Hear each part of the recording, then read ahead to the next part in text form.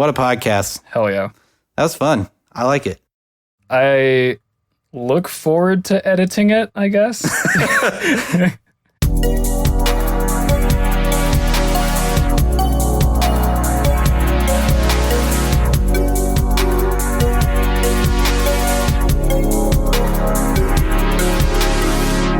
Hello, and welcome to the Interstate Gamers Podcast. I'm your host, Kevin, a.k.a. K-Slugs. My name is Peter, a.k.a. Deal For Real, and I'm also your host.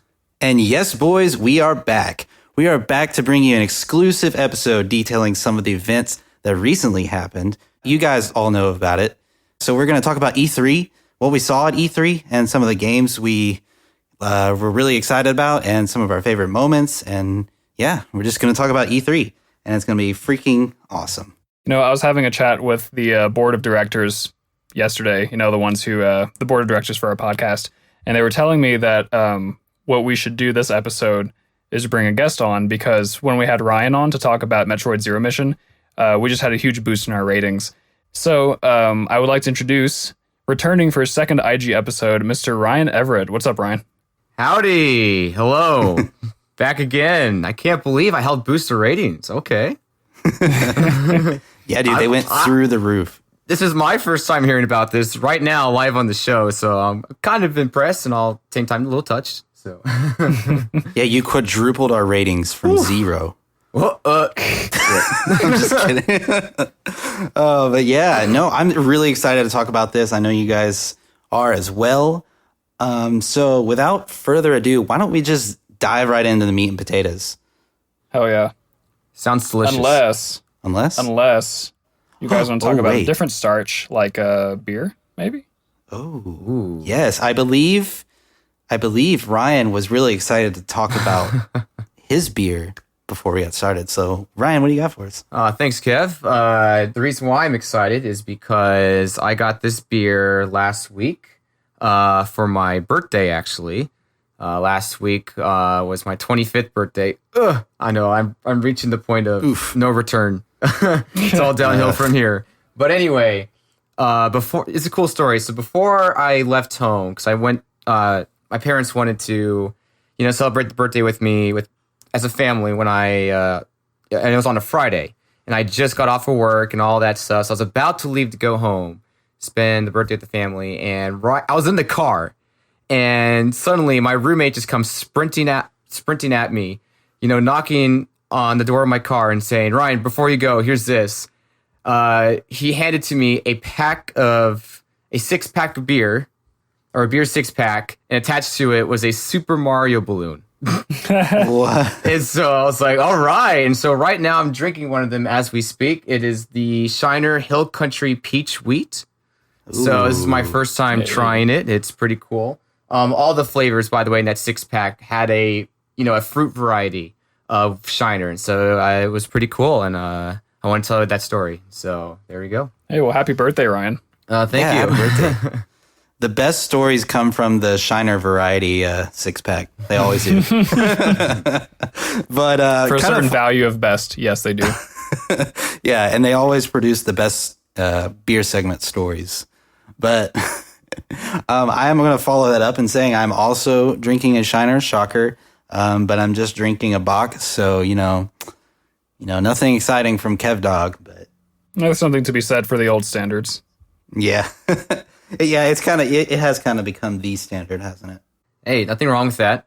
What conference do you guys want to talk about first? We have a bunch to choose from. Yeah, well, why don't we start in chronological order? I didn't know what kind of order I was about to say, but let's start with Xbox. Yeah. So, did y'all guys watch the Xbox press conference, or? I'll just come out the gate saying that I didn't watch much of E3 at all, to be totally honest. Not the most thorough journalist over here. But I did see a fair amount of the Smash Direct for Nintendo. Other than that, I just went and looked at some recaps and things like that. So that's kind of where I'm speaking from personally. I don't know about Ryan. I'm a little similar to you, Peter. Going into it, the only conference I planned on watching was the Nintendo one, because all I own is a Nintendo Switch. But when I heard that I got invited to this podcast again. I decided to do some research on the Xbox and, Sony's and Bethesda's and all that. However, though, during that, I believe Sunday night was Microsoft's conference, I believe so. Yes. I was on Twitter and, I got a lot of reaction from people from Twitter as well. And so I actually had a lot of live feedback from people and the reactions to everything. Oh, wow. And so I was keeping up with that as it was going on. And I did, rewatch the recaps and rewatch, most of the trailers and stuff as well. And so I am pretty much kind of familiar with what each conference had to offer. But in terms of like them talking about it and the speakers' presentations and stuff, I did not watch that. Yeah. Right. So I did watch Xbox's press conference. And I will say that they showed Fallout 76 when nobody knew that this was going to happen. So they showed Fallout 76. They showed like the full trailer for it because they've been showing teasers before this. And we thought we weren't going to get any information until Monday. Well, they're like, oh, yeah, here's Todd Howard. And we're like, oh, no, they didn't. That's kind of basically, they didn't start the press conference that way. They started with like Halo. I don't think it was the first thing they showed, but it was one of the first things. They showed like a Halo teaser. And so everybody got really hype about that. They're like, oh, new Halo, which I'm also hype about because as Ryan knows, we had many, many, many Halo battles and many Halo stories in our freshman year of college. We kept our door open and to our dorm, and people would just walk in and play Halo with us. So that's kind of how we formed our little friend group. It was great seeing Kevin and Simon play online together. It was pretty fantastic. And they got heated. So fun. They got heated too, so it was pretty fun. Yeah.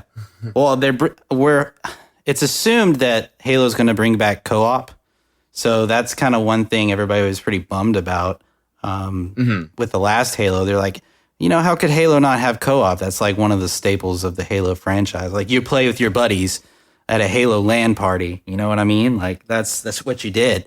And so hopefully they're bringing that back. But yes, not long after that, they brought out the Fallout 76 trailer.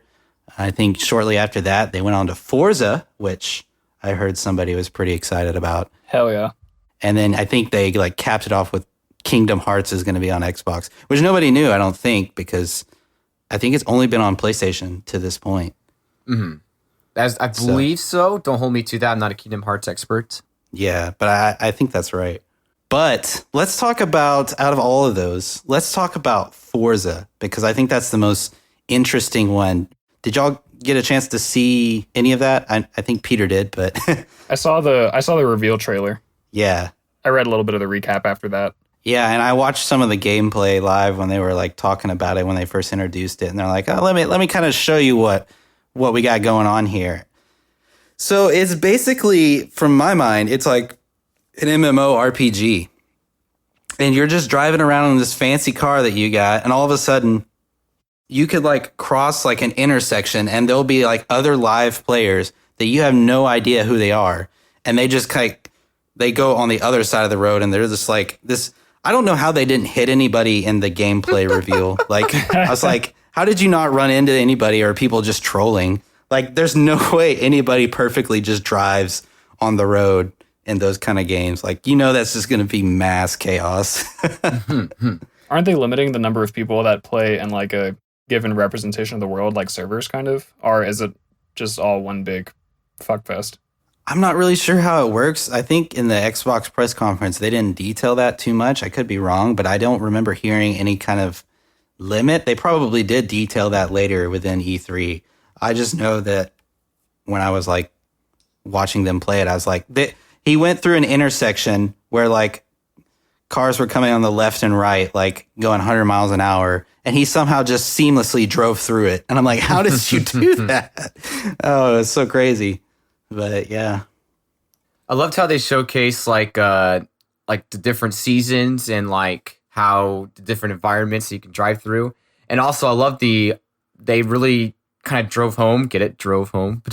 They drove home like the off-roading aspect of it, and so just off like no track necessary, no road necessary. We're just going to race, down this mountain or, through this field and stuff like that. And I think that was pretty cool that he did that. It looks beautiful. So I was pretty impressed. Yeah. The one thing that I'm not terribly stoked on, and I don't dislike this, but I'm not terribly stoked either, is the fact that it's going to be set in Britain. And the reason for that, I mean, it makes sense because Britain has a ton of automotive history, and so I understand it from that standpoint. But by the same token, the previous 3 Forza games have been set in Colorado, actually. The second one was in Italy, and I think southern Italy, northern France was the second Horizon game.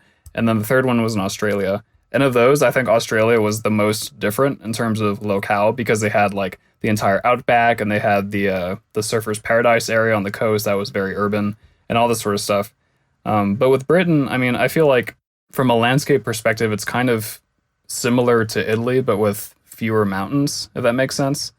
Right. And I think that some people, me included, were hoping for something a little more drastically different, like if they could have a setting somewhere in the Middle East or in Japan or something like that. Just something a little more substantially different than what they've done in the past. Ooh, Japan would be really cool. That would be cool. Horizon 5. There we go. To all of our Britain listeners, we don't mean anything, like we don't hold any prejudice against you. We just wish you had a better looking country, Just kidding. But yeah, no, I hear what you're saying. Yeah, I think Japan or Tokyo or something like that. Either way, it looks really good to me. I would want to play it. I don't know that I would buy it without reading reviews on it first. Yeah, well, I think it'd be fairly hard for them to mess up. I mean, I'm pretty sure that all 3 of the existing Forza games have gotten rave reviews, especially the third one. And I've played the third one a lot because one of my good friends and former roommates owns it. That's actually the only experience I have with the Horizon series is that one. But I think that they've gotten the formula so well honed in by this point that I think it would take a huge departure for them to mess it up. I mean, I guess maybe one of the only things that would concern me personally would be handling the MMORPG type interaction, as you said it. But other than that, I mean, you could make a Horizon game set in like suburban New Jersey and have it be a blast, like it'd be hard for them to mess it up. Right. Yeah, I agree with you. Well, then let's move on to another press conference. Oh shoot! I mean, is that it for Xbox? Like, there's a lot more we could talk about from the Microsoft. Yeah, you don't want to talk more about Fallout 76? I figured you want to spend like an hour talking about that. Yeah, I could. I wanted to kind of talk about it like as its own thing, but you know what? No, I'll talk about it. Let's talk about it right now. Fallout 76. Okay, convince him. During this press conference, like Bethesda had their own press conference, right? So I wasn't sure if that counted for this because they revealed the Fallout 76 trailer during the press conference. And I mean, that is what it is. Like Todd Howard came out, he was like, "Oh, yeah, by the way, here's the Fallout 76 trailer. It's of course taking place in West Virginia. Obviously." And then also it's 4 times bigger than Fallout 4 and it's online. Here's the trailer. Fallout 16. Yeah, Fallout 16. What it could have been. Then the trailer opens up and, they drop, you see this guy in a power armor before they dropped all the bombs and he's like looking out in the distance and all of a sudden the bombs drop and he gets kind of destroyed. But his power armor remains in the ground. So then the next scene switches to, it's Reclamation Day. You're coming out of the Vault 76. And, your character emerges from the vault, and it just kind of shows these different scenes, and it shows the West Virginia world, which the setting looks amazing. I'm glad that it's not all destruction and decay. I mean, a lot of people kind of complain about that and hate that from Fallout, but there was some decent color. Like, there's a lot of color. It's definitely the most colorful Fallout to date. That's for sure. Oh yeah, easy. Because it was mostly untouched from the blasts of the bomb. There's still radiation, but like the trees are still there and whatnot. So I really like that whole kind of concept that they ran with there. Yeah. So most people don't like the destruction and decay from like the older Fallouts. I will say that's kind of like what it's supposed to be, but it's not bad for them to kind of change up how that works. I think it's definitely fine, and definitely for them to be like, oh, it was mostly untouched and stuff like that. But it looks beautiful and amazing. I think it's something everybody's always wanted from a Fallout game. So I'm glad they were able to bring that. I think Bethesda does a really good job of trying to listen to their fans. So that's one thing that I'm really happy that they decided to go with. And a lot of people are kind of hating on them kind of going to multiplayer because they're like, oh, you're just watering down Fallout more and more until it becomes like a Call of Duty or a Battle Royale game. And that's not what Bethesda's interested in. Like, yeah, they want to reach as many fans as they can as possible. Mm-hmm. But I think it's fine. You don't have to stick. Like, if they did the same thing every time, like, eventually people will start hating on them. It's just the same game. You know, it's not bad for them to want to branch out and do something different. And they've even stated they're not disbanding from their single player format, which is what they excel so well at.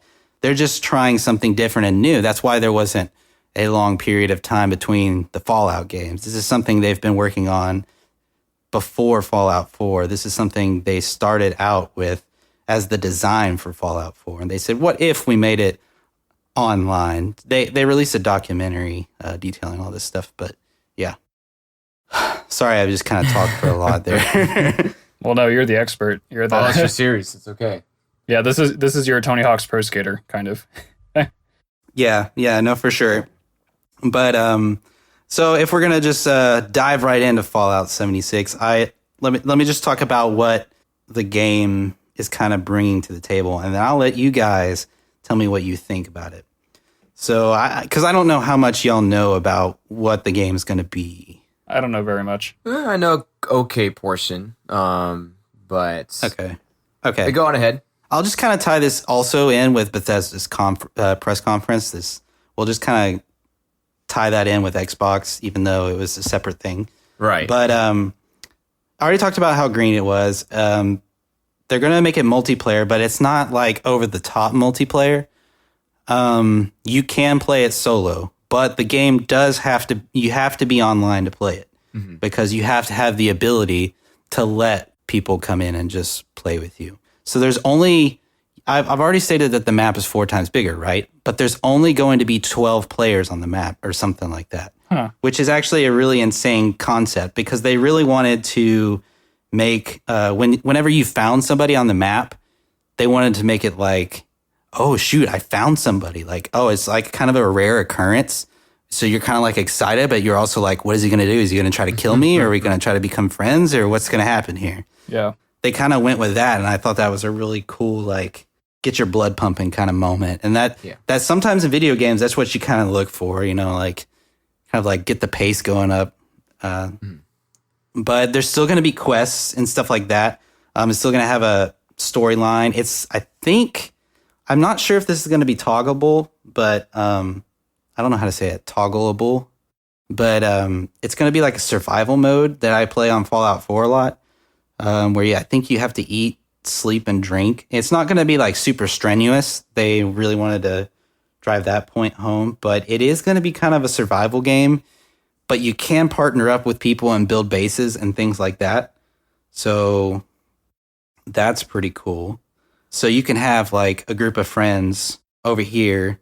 Like, let's say as a podcast, we decided to all get Fallout 76. We're like, all right, we're going to go on quests together, do all this stuff. We're going to level up and play every night. It's going to be awesome. So we all go and build our base, and we're doing quests, and we run into another group, and they decide not to kill us, not yet. But they get all the nuclear launch codes because there's various nuclear sites across the map.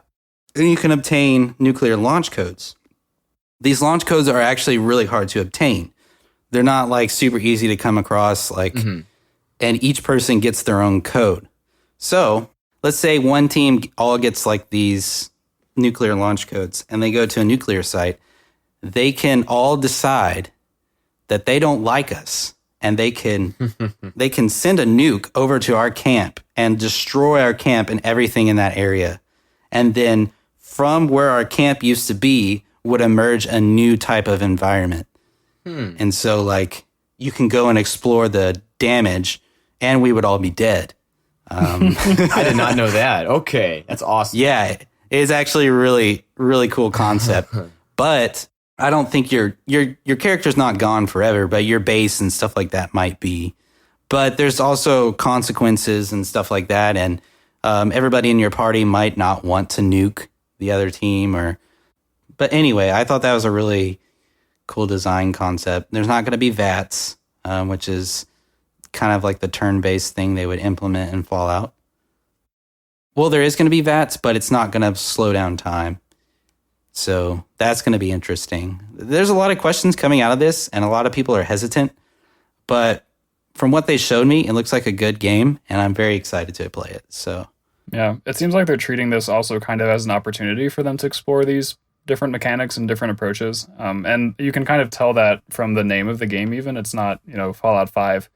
And if this is something that they've been working on since before Fallout 4 was released, then that probably just means it's been kind of a spin-off in their minds. That might be one way to put it. yeah. And I think it's really cool for them to sort of take that leap with this game. Yeah. It looks like a lot of fun. You can after you accomplish quests and stuff like that, you and a bunch of friends can do different kind of selfies, and you can get different kind of gear when you go on these quests. And so maybe I get a cool helmet or something like that, or a cool jumpsuit. I don't know. And there's only a certain amount available on the map. So maybe another team's already been there and they took some, but there's one left. Kind of makes items rare and things like that. I don't know. The whole idea is really neat. And so, yeah, I'm excited to play it. I want to play it.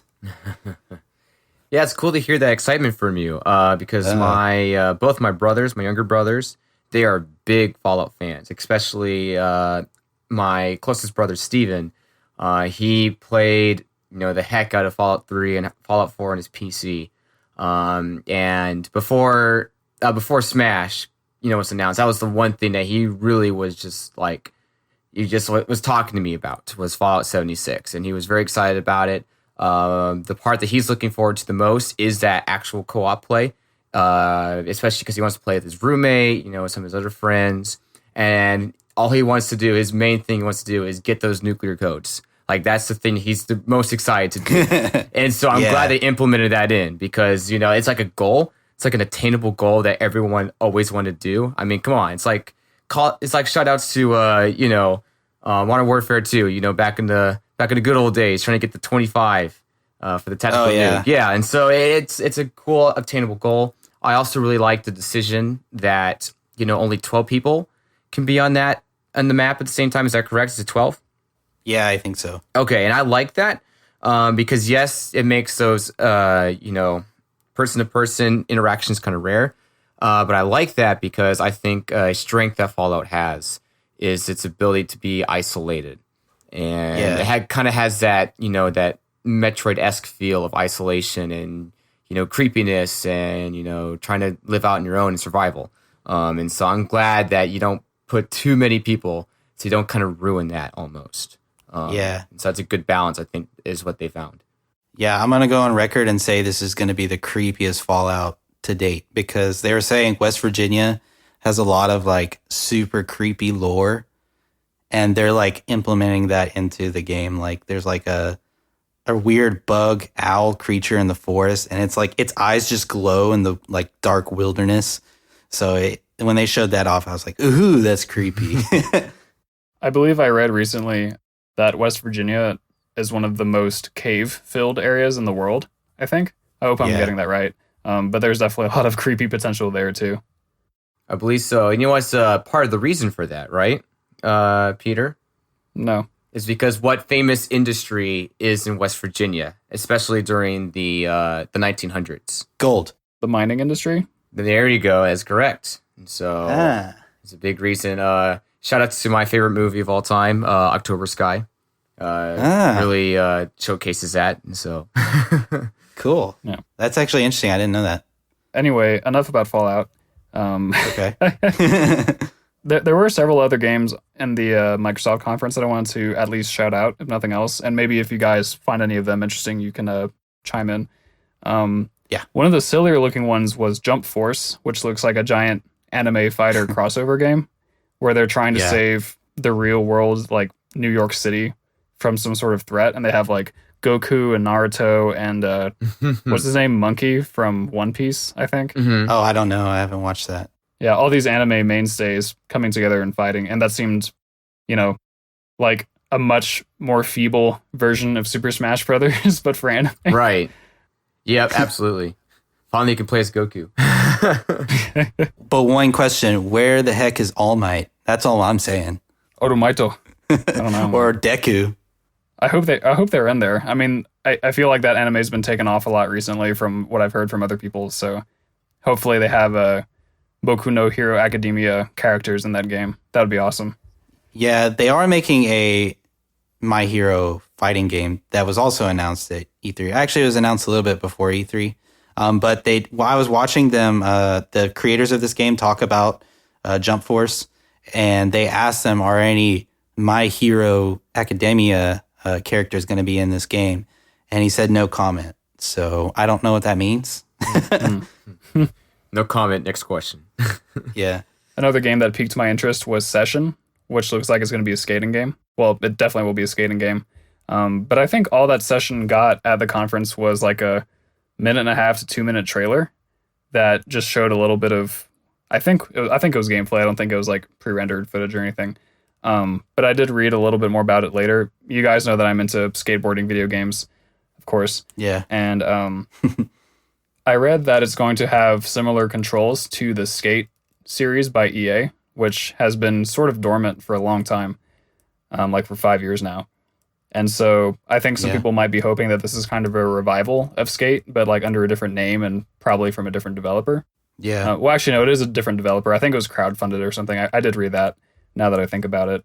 But I really did love the controls of the Skate series. And so if this new game Session brings that back, then it'll probably be a lot of fun to play. I just don't know what will make it different than any other skating game that already exists, Right.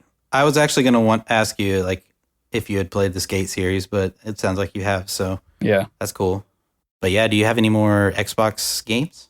I think some good surprises that Xbox revealed is Battletoads. Like, oh yeah, come on, that was pretty cool. And then I I did need think, to mention that.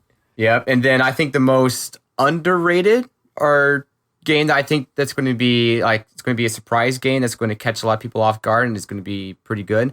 I think it's going to be Cyberpunk 2077. I think that one has a lot of potential to it. Has a very, how does I say, Blade Runner-esque ishness to it. And for a video game too. And I think it has a lot of potential. Yeah. So I think those are the two games that really jumped out at me. From a usual Xbox outsider, I was like, oh, okay, what's this? So Yeah, that actually looked pretty good. 2077 is definitely capitalizing on that kind of like 80s nightwave aesthetic that's been catching fire lately. I say lately, probably like over the past couple of years. But I didn't see too much about that game. I didn't really delve deep into it. So Ryan, I was wondering if you could tell us a little bit about like what the game is actually going to be, because I don't really know other than the name and the aesthetics. Oh, okay. Well, I don't know much more than what you said. I just watched the trailer. So basically, what I got, from the trailer, it has. I mean, are you guys familiar with Blade Runner at all? And have you seen like the recent one, 2049? I'm familiar enough. Okay, so I'm not quite sure what the relation is between who's human and who's robot, stuff like that. But it basically takes place during that time. And I'm trying to. There's really not much of a plot you can really tell from the trailer, but I wouldn't be surprised if everyone's a robot in this game. Actually, I'm not even quite sure. But either way, I don't know. It's just a cool cyberpunk futuristic game, and I like sci-fi, and so no, it just piqued my interest, and that's about it. Yeah, I heard a lot of people, or I saw a lot of people in the chat getting really hyped about it, and then our boy Chris texted me about it. He said this game looks pretty cool. So yeah, I do think it is a very underrated game, and that's I think you're right. I think it'll catch on. Yeah, or underrated trailer, I should say, because we can't say it's underrated game because it hasn't come out yet. True, but underrated reveal, I should say. Yeah. How about that new Ori game, Kev? I think you're pretty familiar with the Ori franchise. Oh, that looks beautiful. I can't believe they're going to do another Ori game, but yeah. Chris and I attempted to play some of the other Ori games on stream one time. I don't know if you remember that, Peter. I do, yeah. Chris really likes Ori. I kind of just live vicariously through him because I just watched him play it. And I had a lot of fun watching him play it. It's a really interesting platforming game that a lot of people really like. It's beautiful. It's such a beautiful game. It kind of reminds me, this is not a very good comparison, but Donkey Kong Tropical Freeze-esque, kind of. Donkey Kong Tropical Freeze is a very serious, or is not a very serious game. It's kind of more silly than Ori. Ori is like, it's cute at some points, and then other points it's like very serious and intense. But there are some levels in Donkey Kong Tropical Freeze that remind me of Ori a lot, and like kind of the aesthetic that they have going on there. So, yeah, very, very interesting game. Beautiful. That's what I love about that game. It's just so good looking. The aesthetics. So there is one more game from the Microsoft conference that I want to shout out, and that is Sekiro: Shadows Die Twice, which is a ninja game from Software, famed for obviously the Dark Souls series and for Bloodborne. Mm-hmm. And actually, From Software seemed to have a pretty interesting presence at E3 because they had this game and then another one under the Sony conference, I think. But yeah, they're making a ninja game called Shadows Die Twice, and I don't know too much more about it other than that, but I feel like From Software has earned this reputation as being like such a highly skilled studio that probably anything they put their mind to will be awesome. And so if they can put a really cool Dark Souls-esque spin on a ninja game, that only sounds like it could be great, really. Yeah, they could only win with that concept. Dark Souls ninjas. I saw a meme that was like, you know that the anime guy where he's like holding up a butterfly and they say, "Is this blank?" Oh, that meme is everywhere right now. Yeah, so I think it's actually resurged because it's kind of an old meme, I want to say. But it is? I had no idea. He's like, "Death in a video game. Is this Dark Souls?" And I was like, that's so true. Like, I feel like games more and more now these days are like, don't let the player die and lose their progress. Whatever you do. Didn't you say that Star Fox was like Dark Souls or something once, Kevin? Yeah, Star Fox 64. I did make that comment, and that. Can confirm. Well, I'm trying to remember why I made that comparison, but I had a good point when I talked about it. You're talking about like trial and error or something like that. Yes. Really okay. So if you do die especially on like the harder levels, so you're like, okay, I have to learn, and Ryan can attest to this because he was there watching me play it. Saw it in person. I was like, what do I do? And I find myself asking that question very, very often when I was playing that game.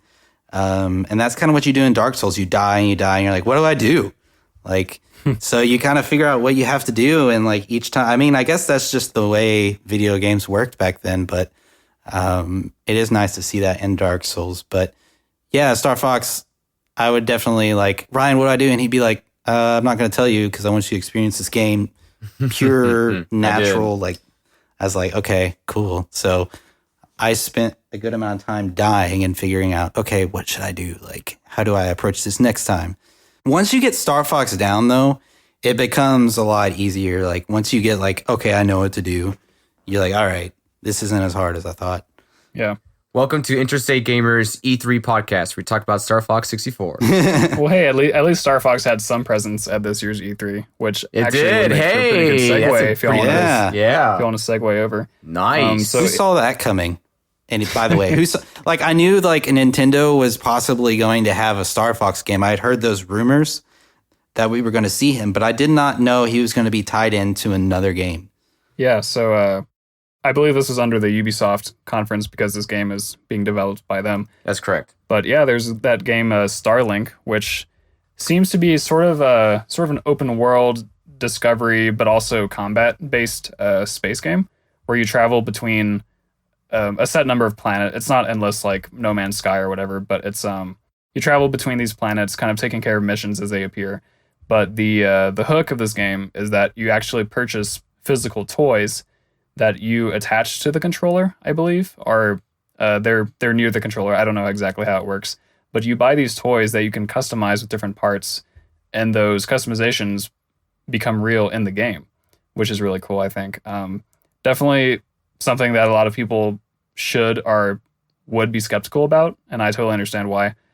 But the thing that interested me and Ryan, and probably you too, Kevin, is that, yes, our very own Fox McCloud is playable in this game, and I don't really know why or how. Yeah. That's a good question. Or if it has anything to do with the Star Fox canon, probably not. Probably not. But yeah, you can fucking play as Star Fox, which is really cool. Yeah, I like that point that you mentioned. Like, why is he in here again? Who cares? Let's just play. Yeah. Well, I mean, it's not the first time that Nintendo and Ubisoft have crossed over, because we have the whole Mario and Rabbids thing. Yeah. Which, by the way, apparently Grant Kirkhope was conducting a band on stage during a Rabbids segment, so that's really cool. We all love Grant Kirkhope here. Oh, you're very close to him. Yes. But yeah, I mean, honestly, Starlink and then Grant Kirkhope being on stage were kind of the only real things I cared about from the Ubisoft conference. Yeah. Oh, wait. No. Assassin's Creed. I love Assassin's Creed. There you go. Odyssey. Yeah. I don't know why they chose the same name as the Mario game, but the new Assassin's Creed game is going to take place in Greece, and it looks really cool. Apparently, you can have all kinds of relationships. Like you can romance multiple people. All kinds and I know of relationships. Peter loves that stuff. I do. So do tell, Peter. That's why I read fan fiction. Yeah, and they actually, you can. Such bad. I don't know if you could be a guy or like if it's interchangeable. Like you could be a guy or a girl. I thought that was the thing because I know you can, like a girl can have a relationship with a girl. I thought that was like a thing, and everybody's really excited about that. So I was like, wait, so can you be both genders now? That was my question. And so I'm not sure if that's true. I still haven't figured that out because I saw a trailer and it was a dude running around. So I'm not sure who the main character is. But yeah, very cool. I love the new romantic options that we have now. And it looks so cool being in Greece. And Socrates is talking in the trailer. It's like, hey, Socrates. Yeah. Hey, how you doing? Yeah, hey, what's up? What up, Socrates? Socrates. Yeah. Whoops. Pronounced it wrong. But yeah. But yeah, no, it looks really cool. You can do the Spartan kick and like Spartan kick people off of stuff. It looks like boats are making a comeback, which was super good from Black Flag, which they should have capitalized on, but they kind of did and made their own game of it. I think that's what Skull and Bones, which is a game that I'm really excited for. I think that's being developed by Ubisoft. I think that's it's definitely being because they're the people that made the Assassin's Creed Black Flag portion of because that game was about pirates, and so everybody loved that aspect about Black Flag. So they're taking that, expanding it into a bigger, more broader game. In that game, excuse me, the beer is getting to me. Yeasty Boys moment, but that game looks amazing. Like, have you seen the aesthetics on that game, Peter? It is, oh my gosh. If you haven't, you need to go look it up after we get off this podcast because it looks so cool. It's much better than the concept of Sea of Thieves. That game is garbage. Sorry, anybody who loves that game. Hey, the water looks fantastic in that game. So to answer your question, I have actually seen the aesthetics of this game because I did see I saw like 2 minutes of the 6-minute trailer, I think it was. But yeah, I was actually going to ask you what would make this game different from Sea of Thieves, because I don't have any experience with Sea of Thieves, but you probably do. It sounds like you do. I do, and this kind of actually segues into a funny story. So I was interested in Sea of Thieves. I knew Aaron, my good buddy Aaron, who's also in the Yeasty Boys, he was playing it and with some of his friends, and so I was looking into it, and someone from work had actually told me to check it out. So I was like, oh, this is gonna be a cool game, and I dropped my controller while looking at the game preview menu, and it automatically purchased it for me, and I was like, no, because they were doing like a free trial period, and I could have done that. But too late, I already purchased it outright. So I spent $60 on the Sea of Thieves game, and I'm like, all right, might as well go and play it. And there's not a very good plot to the story. There's like, it starts you out in the game. You have no idea what you're doing. It just drops you into the world, which, I mean, Zelda did that, but somehow that worked. But this game, when you have multiple people coming into the mix, you kind of need to like have like a point. Like what are my goals and objectives? But really, from what I could figure out, is this game's all about goofing around, and you can kind of see that from their trailer. It's fun to goof off, and you could do really weird, random things. But the premise, kind of, if I could put one to it, is if you get like a bunch of buddies together, or maybe just random online people, you get your own ship, and you just kind of sail from island to island, and like try to get treasure from island to island. But you can't really do a lot with that treasure, or nothing that I've found out, because they kind of just drop you in the game. And a lot of mass chaos ensues. Just running into other people gets kind of hectic. You can choose from different boats, which I think is also a thing in Skull and Bones. But I think Skull and Bones is taking more of the Assassin's Creed kind of route, in that it's getting off the boat and stuff like that is cool to Sea of Thieves, but I don't think that's what would make the pirate game the most amazing. And I think it's all about the boats in Skull and Bones, which I'm glad they're putting a lot of emphasis on the boats. So your boat is going to be super customizable. It's going to have different like aesthetic options. You can upgrade it. You can do different options to it. You give you different sizes, I think. You also go around looking for treasure. I think there's a storyline. He thinks. And you definitely can play with other people. It's just, it looks a lot more put together, because I think they've been working on it since Assassin's Creed Black Flag, which came out quite a while ago. Like my second or third year of college. Yeah, I remember actually when you got that game for the first time. Yeah. So, yeah. They're really putting a lot of focus and emphasis on this game. And it's kind of funny. This is Ubisoft, and they're making this. You know, I love Assassin's Creed and all that stuff. And it's the same people who are making those games. Well, Rare, who made Banjo, made Sea of Thieves, and I don't despise. It's just not a great game in Sea of Thieves. Yeah. And it's not the same Rare either. You know, so many people have left or changed or whatever, so I wouldn't even call it the same company, really. Yeah, it is fun to goof off. I will say it is very fun to goof off in Sea of Thieves. And I think that's kind of what everybody plays it for right now. So yeah. I don't have a segue for this, but I did want to point out, I don't know if you guys saw this little tidbit, but Just Dance 2019 is going to be released on the Nintendo Wii. What? No way. Yes, Just Dance 2019 is coming out for the current gen systems and also the Nintendo Wii. That's actually kind of amazing. Which was released in 2006, I think. That's actually amazing. This is a 12-year-old console. This is insanity. They discontinued that like online service for that game, or that console. You don't play Just Dance with the online service. They also discontinued the console, I think. Yes, they did. I know. I think it's funny. Like, they don't have a working online functionality, but hey, I know a lot of people who just casually have a Wii, and they do that for the dancing games. So actually, that's not a bad idea whatsoever. Because this past year, the place I work at, the Cambridge, one of the RAs there hosted a Just Dance Hall event in the theater room. And obviously she brought her Wii and all of her different Just Dance games.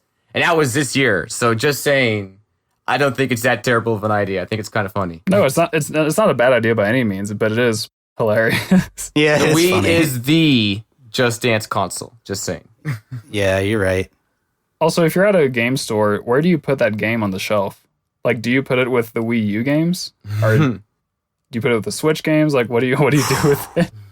Wow, I don't know. I think you would put it in the garbage. No, like, shots fired by Peter. But it's bold and brash. I would say off to the corner somewhere, like by the Nintendo Wii games, maybe next to the Wii U games, and stick it kind of with them. Maybe what you do is you have a little point of sale installation for it. I don't know. I forgot what it is. For the Wii version. Not just for the Wii version, although that is a possibility, but just for all the versions together. So it's like Yeah. Just Dance 2019, find your console, and then it has like all of them, and then the Wii's just at the very bottom, like 2 inches above the floor. That's what I think. They could just make it part of a sick deal. Like buy our used Nintendo Wii's and you get a free Just Dance 2019. Something like that.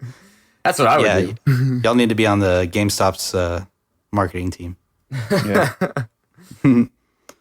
Cool. So yeah, what do y'all want to talk about next? That Spider-Man. for Spider-Man. Want to move on to Sony? Yeah, let's do it. I've been wanting to do that one. Absolutely. Kevin's really looking forward to Spider-Man, which, by the way, looks so much fun. Yeah, it does. It looks amazing, and like all the like action stuff. I loved playing the Spider-Man 1 and 2 games on the PlayStation back in the day. PlayStation man. 2. Oh, I remember that. Spider-Man 2 for the PlayStation 2. It was a really big deal for the physics and swinging from building to building, all over the place. It was fantastic. I think for me, I'm not going to talk too much in depth about this game, but I think for me, what I really liked what they did is that one, they talked about a ton. Like they went really in depth into it. And I think that really helped with Sony's lack of games, especially compared to Microsoft. So it's a good thing that they went into more depth. But another thing is like the villains. That was something I think that they just really nailed it. And a lot of people were excited for was the amount of villains and who the villains were. I think that's something that they did a great job of. Yeah, I think Ryan's right. Everybody's super pumped about all the villains just beating the crap out of Spider-Man. But yeah, the game looks awesome. It's very reminiscent of like Spider-Man 2, which was amazing, where you could just kind of swing around and do whatever. And they know people love that, and they wanted to bring that back, but with like modern day capabilities. And boy, did they do it. Oh, it looks so good. I know there's probably a lot of like God of War-esque, just push this button to flip over here and do a triple backflip. That's reverse. okay. But that's okay. That's what I want. Yeah, it looks amazing. And I think it's going to be very like open world, and you can just kind of run around and do whatever. I remember Spider-Man 1. This is kind of a funny tangent. Spider-Man 1, Spider-Man couldn't swim. If you fell in the water, you would die. That's And I funny. always thought that was hilarious. It's like an actual spider. Yeah. He's not So a water possi- skimmer. No, he's definitely not. So, yeah. But yeah, that's really... Oh, do y'all want to talk about... what's another PS4 game that... Last of Us Part 2. Last of Us Part 2. Yes. Yo. Yeah, so, Oh, yeah. So inform me of Last of Us, because I'm not too familiar about it, but what makes it hype? Like, what's the hype? Last of Us 1, basically, it perfected what people like to call the movie experience, but it's a video game. It's like a movie video game. I don't know what the actual word for it is, but you're basically like in a movie, but it's still a video game itself. And I think it perfected it. Last of Us, famously won Game of the Year when it came out, especially because through its storytelling, its development of characters. The acting was really good. The acting was really good. The voice acting and, and the facial features, it was all very believable. And I'm trying to remember, it's killing me that I don't remember the two main characters' names. I'm sorry, people. I've never played it. So Joel that's and why. Ellie. Ellie, yeah, Joel and Ellie. I remember Joel, I just didn't remember Ellie. It's cool that she's like, a lot more grown up in the new trailer. So that's actually pretty cool, because I know Ellie has a, soft spot in a lot of people's hearts. And so like, oh my gosh, she's, grown up now. So that's really kind of cool. But that's kind of why Last of Us is a big deal, is because of, its story. It was like a book, but it was an interactive video game, through a story that was book quality. And so that's why it was really popular. Right. Yeah, if I can chime in here a little bit about the story in particular, I found the world that it created just so compelling. Zombies and that sort of thing has been kind of a big cultural meme for a long time now in the US. But I think this game did it really well, where it gave kind of like a semi-plausible origin for the zombies, and they didn't call them zombies actually, which I think helps personally, just because I got tired of hearing that word so much. Yeah. But it just did such a great job of allowing you as the player to form connections with all these characters because of the trials and tribulations they were going through and just how real it all felt. And the ending of the game, I'm not going to spoil anything, but the ending of the game put me kind of in a shock. And for the next 3 days, I just kept thinking about how that game ended and like the implications of it, which is something that no actual book that I can think of has done to me. You know, like I just think the storytelling was of that high quality. And not to mention it did win Game of the Year and like probably every other award in the industry and all this other stuff. So it's this is a very highly anticipated game for sure. Wow. Yeah, I had no idea. I did hear people talking about how like intense and gory it was. Like how like what she had to like kill some dude. I don't know. It was really intense how she killed that dude in the trailer. Yeah.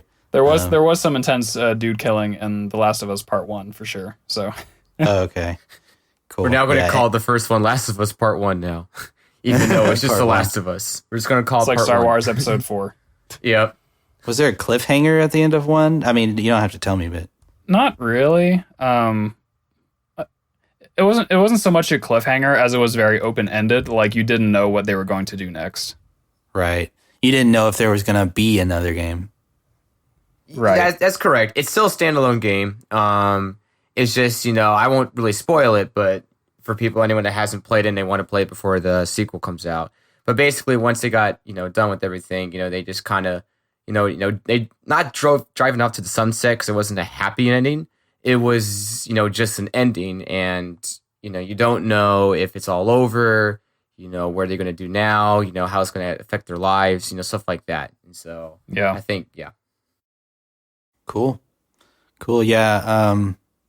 I need to play that game because I've heard nothing but good things about it. So maybe I'll pick Last of Us Part 1. Oh, gosh. And then I'll pick up Part 2. We're starting a trend right here. Yeah. Part 1. But I'm glad they made it a full game, and I think that's how games should be made. You make a full game, and then you build with a sequel. You build upon that. So I really like that format. I don't like open-ended stuff. I guess that's part of the draw and what gets people to buy the next one sometimes. But Halo did that, Halo 5, and just put a sour taste in my mouth when they did that. So Yeah. So we have also a remake of Resident Evil 2. How about that? Ooh. I've always wanted to play the Resident Evil games. I could just never get anybody to play with me. So who knows? And then obviously Kingdom Hearts 3, I think, is also a pretty big deal. Oh, That yeah. people were very, very excited for. Yeah. And they have Pirates now, and they have Frozen Right. now, and all sorts of hype stuff. And Pixar. Yes. Oh, really? Pixar too. Yeah. Monsters Inc., Toy Story. There's a bunch of them in there. And they Wow, look I didn't know that. great. They Yeah. look like movie-esque. Like it's Mike Wazowski from the movie. It was really, really, really cool. Like you should see like the That's little awesome. interactions they have, and it's funny just seeing like Goofy and and Sora and all of them interacting with those famous Pixar characters. So that was pretty cool. I really like that. Yeah, I've heard people like talk about how Kingdom Hearts is like this really serious game, and you're really into this storyline. You're like, and all of a sudden, like Goofy's just standing off to the side. And you're just like, this is awesome. Yeah, I really actually want to play Kingdom Hearts 3, but I feel like I need to go back over the Kingdom Hearts because I played them with my friend who lived across the street, and I played Kingdom Hearts 2 a little bit. I used to play that game, Jack and Daxter, and Hey, there you go. Sly Cooper with him. He had all those Sly games. Cooper. And I would play that at his house, and Kingdom Hearts was one of them. And I never got to finish it. And so I don't really know all of the storyline behind it. So I feel like if I just jumped into 3, I would be lost. So maybe I need to replay those. But I don't have a PlayStation, but I've been contemplating on getting a third console. Okay, there you go. And wasn't our friend Brandon or Simon really interested in the Ghosts of Tsushima? Did I pronounce that right? Brandon, yeah. I don't know. I didn't see anything on that game. I know that was also announced during Sony's conference as Yeah, well. it's going to be an open world samurai game. What? That's actually pretty cool. look incredible. They have just leaves everywhere, leaves up the wazoo. Oh my gosh, So many leaves rules. make The a wazoo. game. Make or What a break your descriptive game. word. We actually talked about in Stardew Valley how we loved the leaves in fall. Yeah. Yep. But yeah, cool. One other thing I think that's worth mentioning for Sony is that From Software has a new VR game coming out, PlayStation VR, called, I don't know how to pronounce it because it has a bunch of weird accent marks, but Deracine or Deracine or something like that. It's a French word. And it looks like it's going to be kind of an immersive, well, I guess VR is always immersive, but it's going to be an experience where you're in, I believe you're in France in like a couple centuries in the past. And I think it's going to be one of those games where you're kind of exploring someone's like half forgotten memories or something kind of like that. And a lot of people were really interested to see how this is going to play out because, again, From Software is all about the Dark Souls series and all that. But between the Ninja game I mentioned earlier and then this very non-combat oriented VR game, I think people are really interested to see what they bring to the table. Yeah, that sounds pretty interesting. So can anybody tell me Square Enix, what do they do? Like, why are they a big deal? They're the company behind Final Fantasy. Oh, okay, that makes sense. So they're making this game that I am absolutely going to get and absolutely love. I played the demo on it on the Switch. It's amazing. Octopath Traveler. Yeah. I encourage anybody who has a Switch to try out the demo, and you'll I'm instantly definitely probably fall going to in try it love. out. For sure. You'll instantly fall in love. You're starting to convince me, Kevin. You're starting to convince me. Dude, it's coming out next month. And basically the premise behind it is there's 8 different characters. And this is an RPG game, but they all have their own storyline. And you play through their storyline. You're these characters, you kind of grow with these characters, you form relationships. Each of them has different kind of abilities that they can do as well. You can also get armor for them and stuff like that. But you go through their storyline and they all have like a quest they're out to do. And then like their initial quest, like how they get their quest started, wherever they're from, you complete that area and they're like, all right, I'm going off on an adventure. All 8 of these characters. And you can choose anyone at any time, I think. And you go off on their adventure and you can meet up with another character from a different adventure. I think that's how that works. Like it's all on one map taking place. And the aesthetics of this game, even though it's like a weird mix of 2D and 3D, is actually stunning. The voice acting is amazing. And the soundtrack is also really, really good. So if I can ever get my PC set up for streaming, I'm definitely going to stream that game. But, it looks so good, and I encourage anybody to try it out. I'm going to have to add it to my list of games to get once I get a Switch. There you go. Because you've been selling it real hard. Yeah. You need to get a Switch, Peter. Yeah. Come on. So we can all play Fortnite. Yeah, Heck yeah. you beat me to it. I was going to hopefully mention it in one breath and get it out the fucking way, but here you are. Talking about Fortnite. Boom. Transition. Oh, yeah. Oh, man. Onto Nintendo. You know, if you get a Switch, you couldn't like not justify us doing a Fortnite episode. That's true. Actually, I was going to ask you, do you, like, would you have any reason personally to get Fortnite on the Switch? I already did. Oh, is it out already? Yeah, it's already out, and it's that free. was part of And- Nintendo's E3. Yeah. Yeah. Well, I didn't watch the announced whole it. E3. Yeah, they announced it during E3 that Fortnite's coming out right now. And so Yeah. I think that was pretty cool. And it's been very successful. Within a 24-hour period, they had 2 million downloads. Oh my God. Yeah, in a Yeah. 24-hour period. It's That, really, really that cool. doesn't sound real. Yeah, it's crazy because everybody's been looking forward to this, and myself included, because you could take this game that's super popular, and I won't lie, I love playing Fortnite. I don't care how popular it is. You know, it's a good game to me. Mm-hmm. And it's crazy. You can now play it on the go. Like, it's so underrated to be able to play it in your bed or on the toilet or, you know, at a friend's house or while somebody's watching something. Like my girlfriend, say she's watching Gilmore Girls. I want to play Fortnite. Problem solved, you know? I can play Fortnite. Marriage saved. Yeah. Kevin, I had this thought when you said playing on the toilet. Where are we dropping, boys? Well, after I drop this deuce real quick, we're going to go over to the to the towers. Oh gosh, Tilted Towers. Tilted Towers. Let me drop this deuce real quick. I was trying to think of some pun, but I'm not familiar enough with Fortnite to make it. But I knew that there was one there. I'm really glad that you brought it out for me. Oh yeah. But yeah, think about it. You can take your Fortnite anywhere on the go. And I know they had it on mobile, but nobody wants to play it on mobile. Now you have a legit console that you can take anywhere and play Fortnite. So I think that's really the draw behind it. And it's still free. So it's like, yeah, that's why I would still get it. They should have pulled a Just Dance and released it on like the Game Boy Advance or something. Nintendo Yeah, DS. everybody made fun of Skyrim, like being on like every console and them reselling Skyrim. If Fortnite was you had to pay for the game, there'd be a meme behind Fortnite for sure. But I'm glad Fortnite is free and so accessible. So Fortnite for iPod, confirmed. Yeah.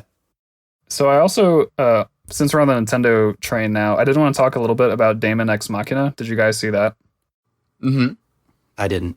What's that? Yeah. So Kev, it's basically a mech fighter game where you're in a giant mech and you're fighting other giant mechs that are like AI from days gone by, but they've gone rogue and they're like making themselves stronger to take over the world or what have you.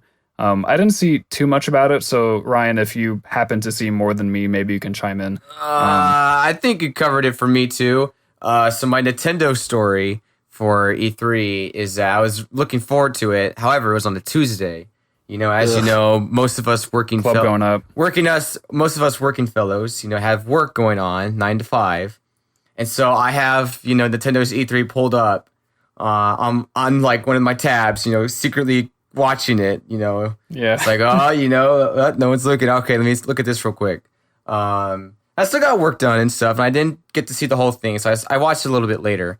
But one funny part is, I guess we'll go back to it, but I'll tell it now. And so during the Super Smash Brothers portion, Sakurai made a joke in the very beginning, Super Smash Bros. Is a fighting game of, Nintendo's All-Stars. And then the screen goes black and it says the end, and then it said, just kidding. When that happened, I couldn't help myself to laugh a little bit.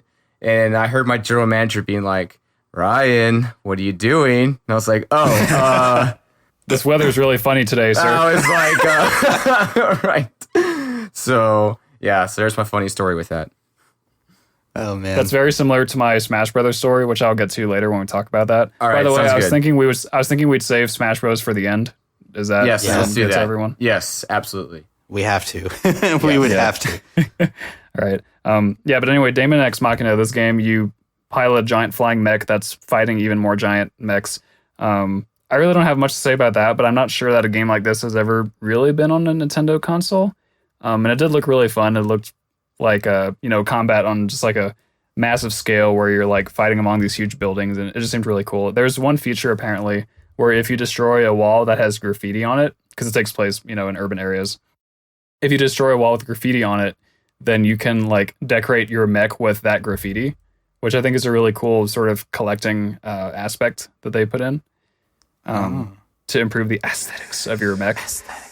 And I really don't have all that much. I did see a little bit of gameplay during one of the treehouse segments. I'm not sure that the person who was playing it was all that good, so I don't know if they really did the game justice, but it looked really cool. I just want to mention it because it seemed cool, but I don't really know enough to elaborate much more than that. They used to have a game on the OG Xbox called Mechasult, and I loved playing those games. I don't know that anybody remembers these games because every time I try to talk to somebody about this game, they're like, what the heck is that? But I used to love playing Mechasult for the OG Xbox. I think it was like a game you could get with the Xbox, but they came out with Mechasult 1 and 2. 2 did not do very well for whatever reason, so they just kind of died after that. But I'm glad another mech game is coming back because I do like mech games because of that game. Yeah. Oh yeah, well, maybe you should keep it on your radar then. Yeah, for sure. So we're on Nintendo now, right? Yes. Yes. Okay, Mario Party. Yes, Super Mario absolutely. Party. Oh, Yeah, Super Mario Party. It looks pretty good. Respect the super. return to form, back to the glory, good old days. Very excited for that. Yeah, I'm glad they're going back to the original format. It was kind of getting like don't Paper Mario this game. You had a good thing going. Good job. There you go. I was actually about to say that. So Yeah. So can you briefly explain to me, because I haven't played any Mario Parties other than literally the first one. Can you explain very briefly to me what departure the series had taken prior to this? Yeah, so Mario Parties 1 through 8, actually, and 8 came out on the Nintendo Wii when it first came out. Very much had a similar structure, which is a free roaming board where you can choose different directions, and you get to a star, and, you get the star, and you play mini games at the end of the turn, and, a bunch of crazy stuff happens, and, people hate each other. That's Mario Party in a nutshell. But when Mario Party 9 came out, they changed the system entirely. With Mario Party 9, they did something called the party bus system, is what people like to call it, where everyone's together on this bus and you move together. So there's none of this separate path and stuff, any of that. You're all together, which, by the way, I would defend Mario Party 9 to my grave. I think they did a great job with Mario Party 9 for what it is. And I really liked it, especially because it was more... it was much better for newcomers. Like in the old Mario parties, you can actually still dominate and win if you're better than the mini games than your opponents, because that's what was the most important thing. And so, like, if you play with newcomers, you usually should win unless you get terribly, terribly unlucky, which does happen.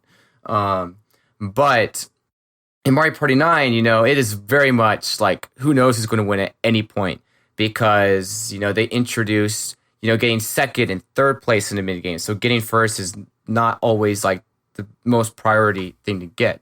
And there's a lot more things that can happen to you. And so it's very much more open for beginners. And I know Mario Party 10 had the Mario Party bus again with Bowser, and, a couple other Mario Parties just focus on mini games. Those are more for the 3DS and stuff like that. And so I handled the party bus system with 9. But after 9, I was like, okay, I did it. I experienced it. I'm done. Let's go back to let's go back to the good old Mario Party. And when they brought it back for 10 and some of the others, I was like, okay, stop. And so I'm really glad they're going back to form what everyone knows and loves Mario Party for. Yeah. Can you imagine how long their internal list of Mario Party minigames must be? Like, if they take every minigame from every game in the series and just make a list, there have to be what, like it's in the thousands, 500 or something? You think it's in the thousands? Yes, I'm very confident it's in the thousands. Wow. Because there's Mario Party 1 through 10, and then they have one for the DS, and then they had Star Rush for the 3DS. And so that alone is like 12 Mario Parties. And, maybe there's 13. I don't know. I think there's still 12. I don't think anyone cared after a certain point, like about Mario Party. Right. So, but regardless, there's easily over 1,000. And so, wow, Mario confirmed the best party thrower in the video game industry. But yeah, no, I am excited for them to return to the format. Katie was really excited about that game. She was like, maybe I need to get a Switch. I was like, yes. Yes. I'm trying to convince her to get a Switch so we can so Kevin doesn't have to share all the time. Yeah. And so we could play online when she's at home or something. But that too. Speaking of Mario, I'm really stoked actually for Mario Tennis Aces. I saw a decent amount of Treehouse gameplay for that. Now, I will disclaim this by saying that, similar to Mario Party, I haven't played a Mario Tennis game since the original on the N64, which I really like. I should actually look for that at a game shop one day. But so I don't know all the new stuff that Mario Tennis Aces is introducing, because I don't know what's happened since the N64 one, but it looks really fun. Like, it looks crisp and smooth, and the features like aiming the shot look really cool. You can be Chain Chomp. Yeah, and you can be Chain Chomp, which I love. I love how they've been including like minor characters in their games. Like Dry Bones has always been a favorite of mine. Blooper's been in the scene for a hot minute too. Blooper's coming back. I love that. But yeah, like Mario Tennis Aces looks like a grand slam to me. Yeah, I will say I played the demo for that game, and I actually got pretty frustrated with how ridiculously good some people were. And so I kind of feel like Rip Kevin. I kind of feel like I would have more fun playing that with friends and people I know, and they have a story mode now. So I think I'm going to have fun playing that. Right. Well, Mario Tennis traditionally had a short story mode. I believe famously the GameCube one had it. Don't hold me to that, guys. I never played the GameCube one. But I'm pretty sure the GameCube one also had a story one as well. Story mode, I should say. Oh, they made it a point of emphasis to say, and we've got a story mode. So I'm like, I feel like it's not going to be as grand as any of this. Like this is going to be like a really like in-depth, not in-depth, but a really good story mode. Yeah. It's going to be similar to like Superstar Baseball for the Wii. That actually had a pretty in-depth story mode to it, actually. Hell yeah. Right, for Mario Baseball game. I love that game. But yeah. So. That's an underrated game, by the way. That game is sick. Yeah. Yeah. It's going to have a lot of customization too. I wanted to point that out. It's going to have like, you can customize your character and the skills you put on your character. That's cool. Yeah. Have you guys seen not the trailer really, but like the commercial sort of trailer for this game that has Mario playing against Rafael Nadal? Yeah. Yes. Very clever. Very, very clever. It's so good. And then he won the tournament shortly after that. Yeah. They're like, good time. Nintendo tweeted him out. They're like, congratulations, Rafael Nadal. Here's our trailer for Mario Tennis Aces. I was like, now that's opportunistic marketing right there. Yeah. But yeah, I was going to say, Ryan, we have to be the ultimate doubles partner in Mario Tennis. All right. Just like Smash. Let's, hopefully it carries over. Let's hope. Yeah. Bread slugs. Like, Ryan, go left. Bread Slugs returns. Yeah. Just kidding. We're awful. Speaking of Smash Brothers, there is a new Fire Emblem game coming out. Yeah, I can definitely talk about this since I'm pretty sure I'm the only experienced Fire Emblem player here. Is that correct? Yes. I think you're correct. Okay, gotcha. Even though I've only played Awakening and Fates, but either way, no, yeah, I don't know the name of it. I'm pretty sure it's Three Houses. Is that correct? Yeah. Which is a weird name. I'm not sure how I feel about that.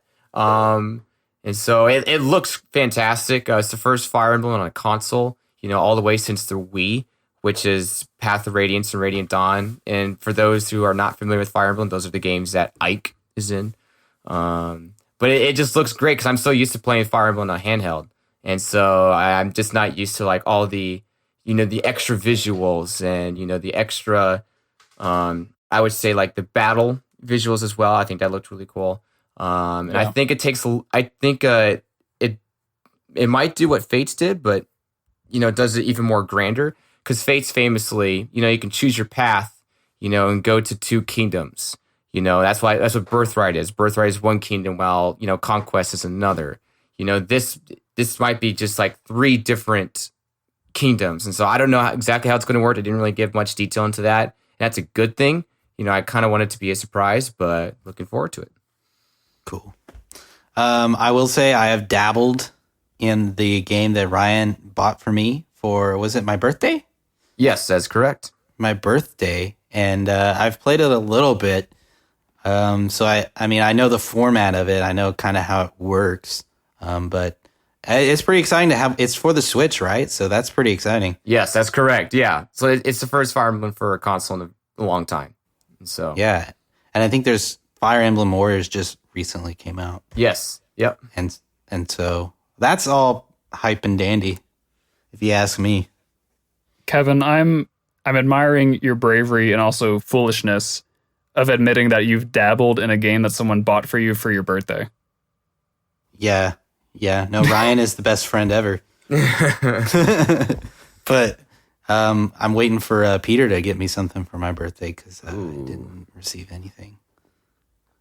Shots fired. Anyway, I'm kidding. No, my present to you will be me buying Fortnite for the Switch. Yes, do it. That's good enough. That free present right there. Nice. That will be my present for the rest of my life.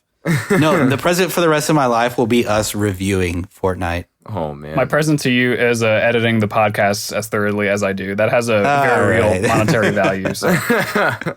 All right. Anyway, Yeah, I think one last game we should talk about before we get to Smash, unless you guys want to add something else, is Pokemon. Let's go Eevee and let's go Pikachu. Oh, yeah. That's where I was going, actually. Sweet. Great minds think alike. So let's talk about it. It looks... Okay, so I like the concept, right? But I feel like it is really starting to get very... And I think this might be the point. So I'm kind of okay with it more than I thought I would be. But it's getting Pokemon really watered down. Now, Kevin, I want to stop you there because I thought the same thing until recently. Have you seen any of the Treehouse gameplay footage? Yeah, I have. Yeah. The battle system is still the same, so that's good. Okay. That was going to be my main point because I was 0% looking forward to this until I learned that the battling was the same. Yeah. Yeah. Yeah, the battling's the same. That's pretty good. I'm not too upset about that, but I guess the catching the Pokemon is really cool that you can go out and you can play Pokemon Go and you can upload your Pokemon onto the game, but it's you can easily catch X Pokemon, which I guess, thinking about Pokemon Go and how that works, only the common Pokemon appear around you, but traditionally when you played Pokemon games, especially Yellow, you go through the first area and you're catching Rattatas and Pidgeys and that's it. Whereas now it would probably be some weird Pokemon not weird, but Tentacruel. You could just straight up catch Pokemon. a Tentacruel. Whoa. But I mean, what I'm saying is, it's just you wouldn't be able to catch that right away in the beginning of the game like you were before. So I feel like catching Pokemon is going to be less of a... I feel like that's becoming less of a cool thing. Pokemon are not as rare as they were. It's losing that feel to me. So that's my only concern. The game looks really good. It looks really fantastic. And I love how the Pokemon can follow you, the actual Pokemon model. So that's pretty cool. And it has co-op. So that's really cool too. Right. How about that? That's pretty cool. Oh, I didn't see that. Oh, that was in the trailer. I don't think they showcased it the Treehouse, but maybe not. I didn't watch the full thing, but it was very obvious that they wanted to showcase that in the trailer. So yeah. can you double battle with a friend Yes. against trainers? Oh, that sounds really cool. Yeah, it's pretty cool. Yeah. So, Yeah, I'm pretty excited about it, and I'm going to get it. And that's another reason Katie wanted to get a Switch, so she could get Eevee and I could get Pikachu. Nice. Good job, Kevin. I'm getting Pikachu as well. There we go. Yeah, well, Yellow was my first game, so I have Right. to stay true. No, I'm actually really excited about it. I'm concerned, but I think it's going to be okay. I'm pretty excited about it. I do think still overall they're trying to get back that main crowd, just kind of draw in The Gen 1ers. yeah. Oh, yeah. Well, the cool thing is that we're still getting what sounds like it's going to be a traditional mainline game on the Switch in 2019. Right. Yeah. Last thing I heard. So if that weren't confirmed, then I would be, worried about the state of the franchise and all this sort of stuff. But I mean, I can't fault Nintendo for wanting to bridge the gap between Pokemon Go and mainline Pokemon, because I'm pretty sure that's what they're trying to do with this game. I don't know if they've said it out loud. I think, actually, no, one of the developers did say that during a Treehouse thing. So they actually are trying to make this the bridge. Yeah. And I think when you think about it that way, it's not replacing main Pokemon games, and I think Right. that's what makes it valuable, and that's what makes me more excited about it than I would be otherwise, because otherwise I would be actually against it. Yeah, right. Yeah. They announced it on purpose. So it's for people to not be okay, we've been looking forward to, a new gen, the possibility of a new gen on a console for years. And so, they wanted to reassure everyone that. Yeah, and I'm glad they're bringing back the main Pokemon games for 2019. I think that's when they said it would. Or they're going to announce that's correct. it. Yeah. Okay. So I'm really glad that they're going to stick with that, and that's going to be on the Switch too. So that's something that's what I was really hoping for when I heard there was going to be a new Pokemon game, and I think they knew that. But I am glad that Pokemon's had the same format for a very long time. I'm kind of glad they're trying to branch out. Yeah, this is very different. So Right, and I don't think it's necessarily a bad idea either. And it incorporates Pokemon Go, which was really popular. But I think it's a good way to get people active again too. And I think it'll draw people back to Pokemon Go again. I know I downloaded the app right after they announced that. So I was like, let's get back into Pokemon Go. But then I realized, It's not for everyone. That's okay. Well, I was really into it back in the day. I just I have to start all over. I don't want to do that. And hey, this is also the first time in Pokemon history, it's also pretty big news, that Mew is actually going to be available to the public and it's not a prize. And so the first time in Pokemon history, I'm pretty sure, every other iteration that you could get Mew, was through a contest that you had to, participate and be a part of. Now, anyone can get Mew with the Pokeball feature with it. And so I think that's pretty cool. Yeah, I forgot how you get Mew in Gen 1, but it was not a very orthodox method. That's correct. That's because Mew was in the game, but only as a prize through via Pokemon tournaments, probably, and stuff. Yeah, I don't know what the prize was. Oh, no, for, you could do some weird sequence of events and... No, I know. That's why you can get it, because Mew's in the game, but... Yeah. But yeah, it's through very unconventional means. There should be a statute of limitation on legendary Pokemon where after 20 years they become less legendary and you can just catch them in the Cerulean Cave or something because it's I get that Mew is special and a big deal and has been for a long time, but it's Gen 1 debuted 20 years ago. Just let me catch Mew normally, let me go to space in the game and find Mew on a meteorite or something and I don't know. I disagree. All right, Nintendo. You heard it here from Peter from Deal for Real. He wants you to incorporate into the new Pokemon game, put a 20-year timer in it, and when that 20-year timer runs out, boom, let those legendaries free. Let them go. So, how sick would that be? Actually, Ryan, that is actually a cool idea. Can you imagine someone programming the biggest Easter egg of all time that you have to wait 20 years for it? Yeah. No, man, seriously, no one's ready for it. This is a great idea, and you could do this for any game. Jeez, you're a genius, Ryan. I was gonna say catch a Mew right next to a Zubat. Just oh look, there's a Mew just chilling right next to Zubat. I think I'll get the Zubat. Well, Mew is friends with all Pokemon, so that makes sense. Going back to Pokemon Go and our Pokemon Let's Go and the new approach and all that stuff, I read an interesting discussion online, I think it was on Reddit, where people were saying that maybe Nintendo, well, I don't think people are actually thinking that Nintendo is doing this, but it would be cool if they did do this, that they would be making separate Pokemon games for separate audiences. So you'd have the very casual audience, so people who are maybe into Pokemon Go more than they are into the mainline games. And then you have people like us who have been playing the mainline games for a long time.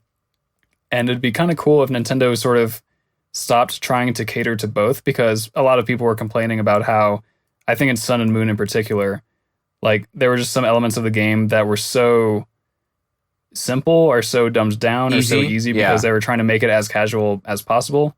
I mean, even Smash Brothers has had this problem in the past, right? Trying to appeal to everyone and making something mediocre as a result. And so it would be cool for Nintendo to continue this more casual approach with games like Pokemon Go or Pokemon Let's Go, but then maybe going back to the roots just a little bit with mainline games that are more similar to Gen 4, Gen 5 or something, games that were still challenging and less easy, I guess would be the word. Yeah. Yeah. No, I hope they do something like that, honestly. At least bring it back to its at least somewhat of a harder mode. Maybe you're battling, you're going through a gym and you get through all the trainers and you lose to this guy named Blaine. And then when you do that, Kevin. you go back. You go back to the beginning of the gym and you have to fight all of the trainers again. Roasted. I'm triggered. That would be roasted. Oh, you set me up for that one. I'm sorry, but I'm logging off Discord right now. Oh no, Peter, it's okay. That'll be my other birthday present to you. Will be me reattempting that joke. Oh, that would be a good present. I would love that. Hey, maybe if I stream that, you'll actually tune in. Oh no, don't even. I tune in to 97% of your streams. 97. Yes. Stats. We need the stats. Just letting it all air out here on the air. Yeah. Stat check. Yeah. Fact checkers. Fact checkers. Okay, I do want to change the subject because I'm very uncomfortable. No, I'm just kidding. But I do want to Nice. talk about two other quick Nintendo things before we get on to Big Bad Smash Bros. So there was a person who leaked Pokemon Let's Go some time ago, like on April 1st or something. And of course, no one believed them, but it turned out that they were right. And I think that was this leak. It might have been different. But anyway, the person who leaked that also leaked Star Fox, like a new Star Fox game, and also a new F-Zero game. Yes.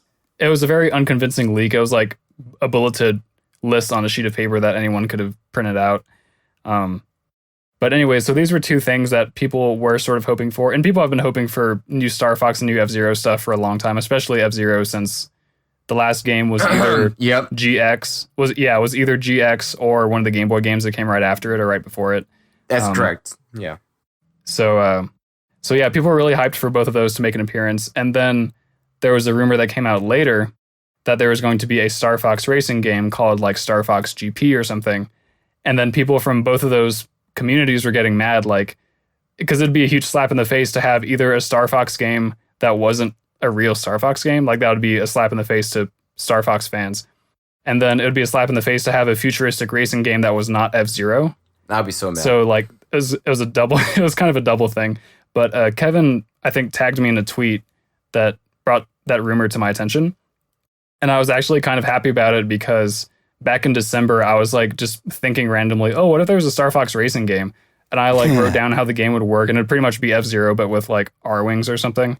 And I was writing down all the courses that it would have and all this stuff. And so to see this rumor come out, I was like, oh, I definitely invented that game back in December. Like, Yeah, you did.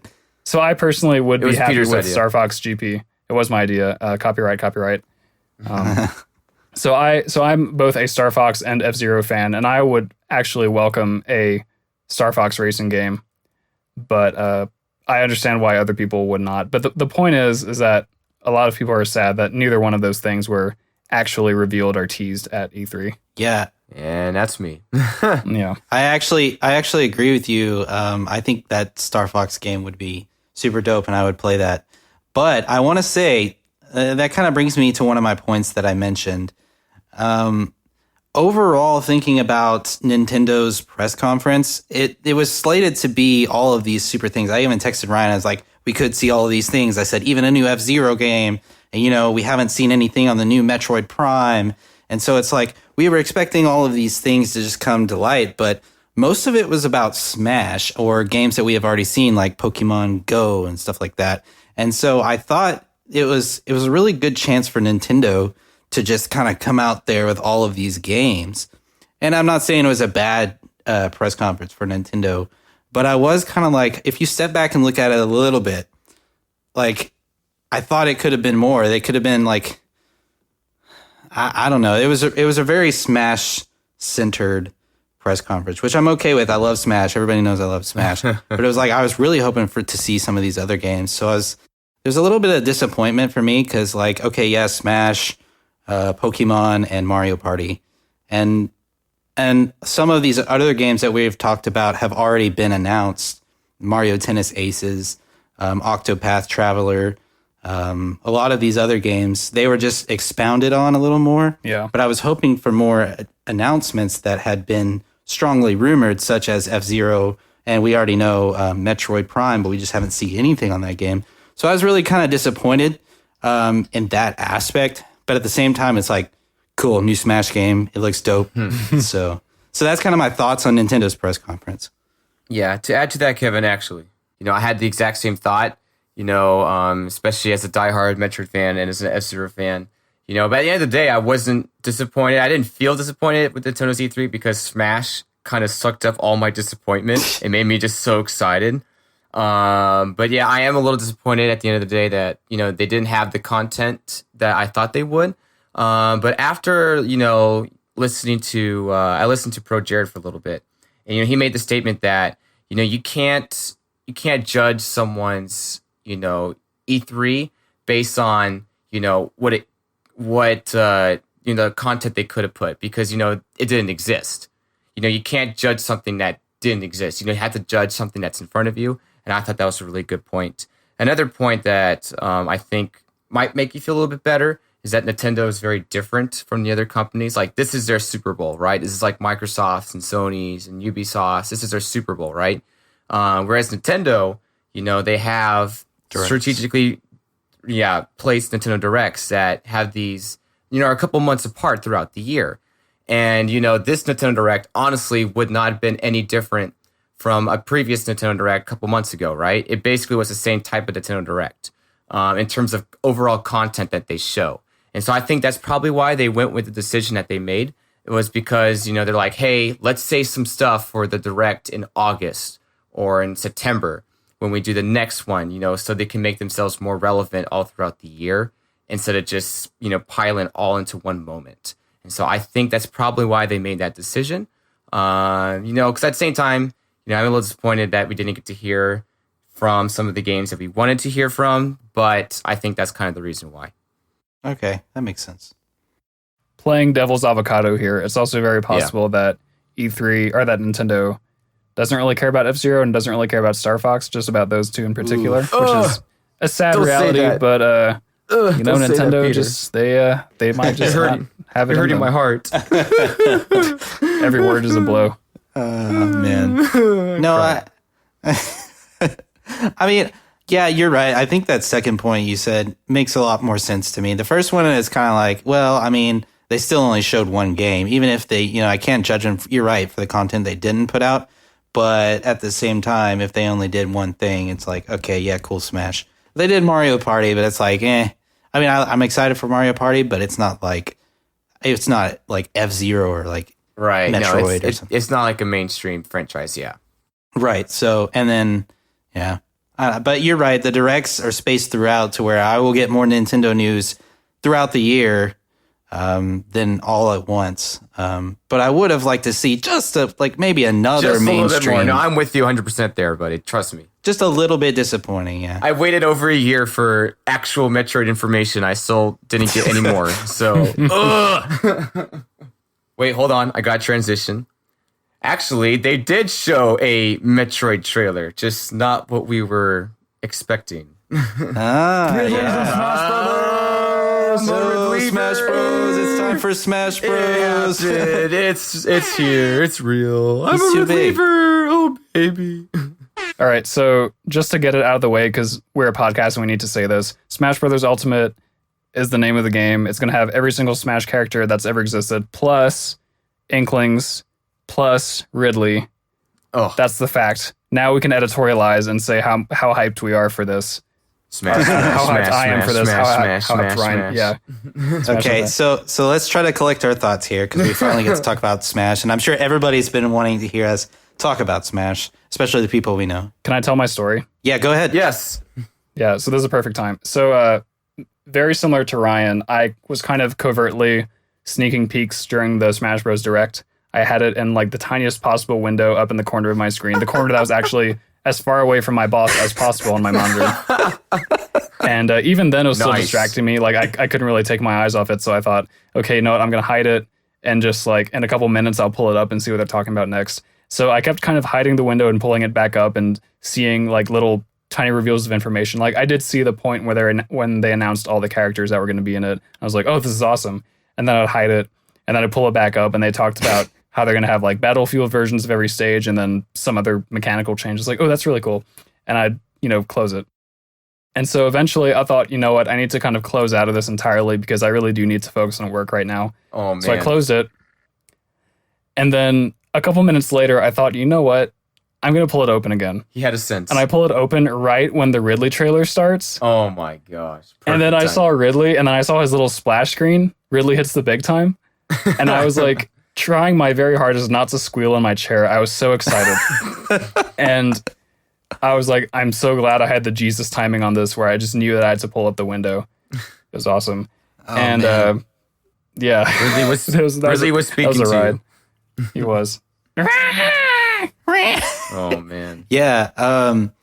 I was kind of doing the same thing. I guess we were all just having this pulled up at work, but I had it pulled up and they kind of allow us to do this at work. We can kind of listen to whatever we want. So I would listen to it and I was listening to the first couple of minutes and then all of a sudden my coworker comes over to me and we were like trying to work out a problem. It's like, dang it. Like the conference is going on right now. So I had to like pretend not to be super distracted and like pretend that I wasn't trying to hurry up and get him out of there. But I was like, just like, so I was trying to figure out this problem as quickly as I could, but trying not to make it obvious. I'd be like, how are we going to solve this problem? And I'd wait for like 5 seconds and be like, we need to do this. And then I was like, okay, I'll work on it for a little bit. He's like, all right. And he'll go away. And then like, I came back and they had already announced like Ridley and all this other stuff. I was like, dang it. And I came back in when they started talking about the techniques that they added. And I was like, oh yes, this will be really cool. And then my coworker came back and I was like, God dang it. So I missed a good portion of the Smash stuff, but I did see all the main points where they're adding all the other characters back, and the clones are now like have their Echo own special fighters. Echo fighters. Echo. That's really cool, by the way. And I had someone else tell me Ridley's going to be in the game. So yeah, most of the Nintendo Direct I was like missing. I was very upset about because I've been waiting for it all E3. I was like, no, I'm missing all this stuff. But I was kind of relieved that they only announced Smash and that I didn't miss anything important. But Ryan, I want to know how many goosebumps did you get when you saw like Samus just like when you saw that trailer and they like Samus was running and with Mario, what were you thinking? Oh, I actually instantly knew that when I saw the first screenshot of the location that they're at. You know, they're in a futuristic place very similar to where you fight Ridley in the subspace emissary, which I think is a really cool shutout. Once I saw that, I was like, they did it. They freaking did it. And then obviously I got, official confirmation in my head, when Ridley brutally murdered Mega Man with his tail, which was sweet. God. Man. I was hoping we would talk about that. How far Nintendo has come, go back to Brawl, when Sonic appears, he bumps into Mario, right? It's like, oh, Mario just bumped you out of the way. Go to Smash 4, where Villager catches Mario in a net. It's like, Mario got you. Nah, Ridley's like, please, fools, I'm going to kill you straight up. In the trailer, Mario's mascot gone.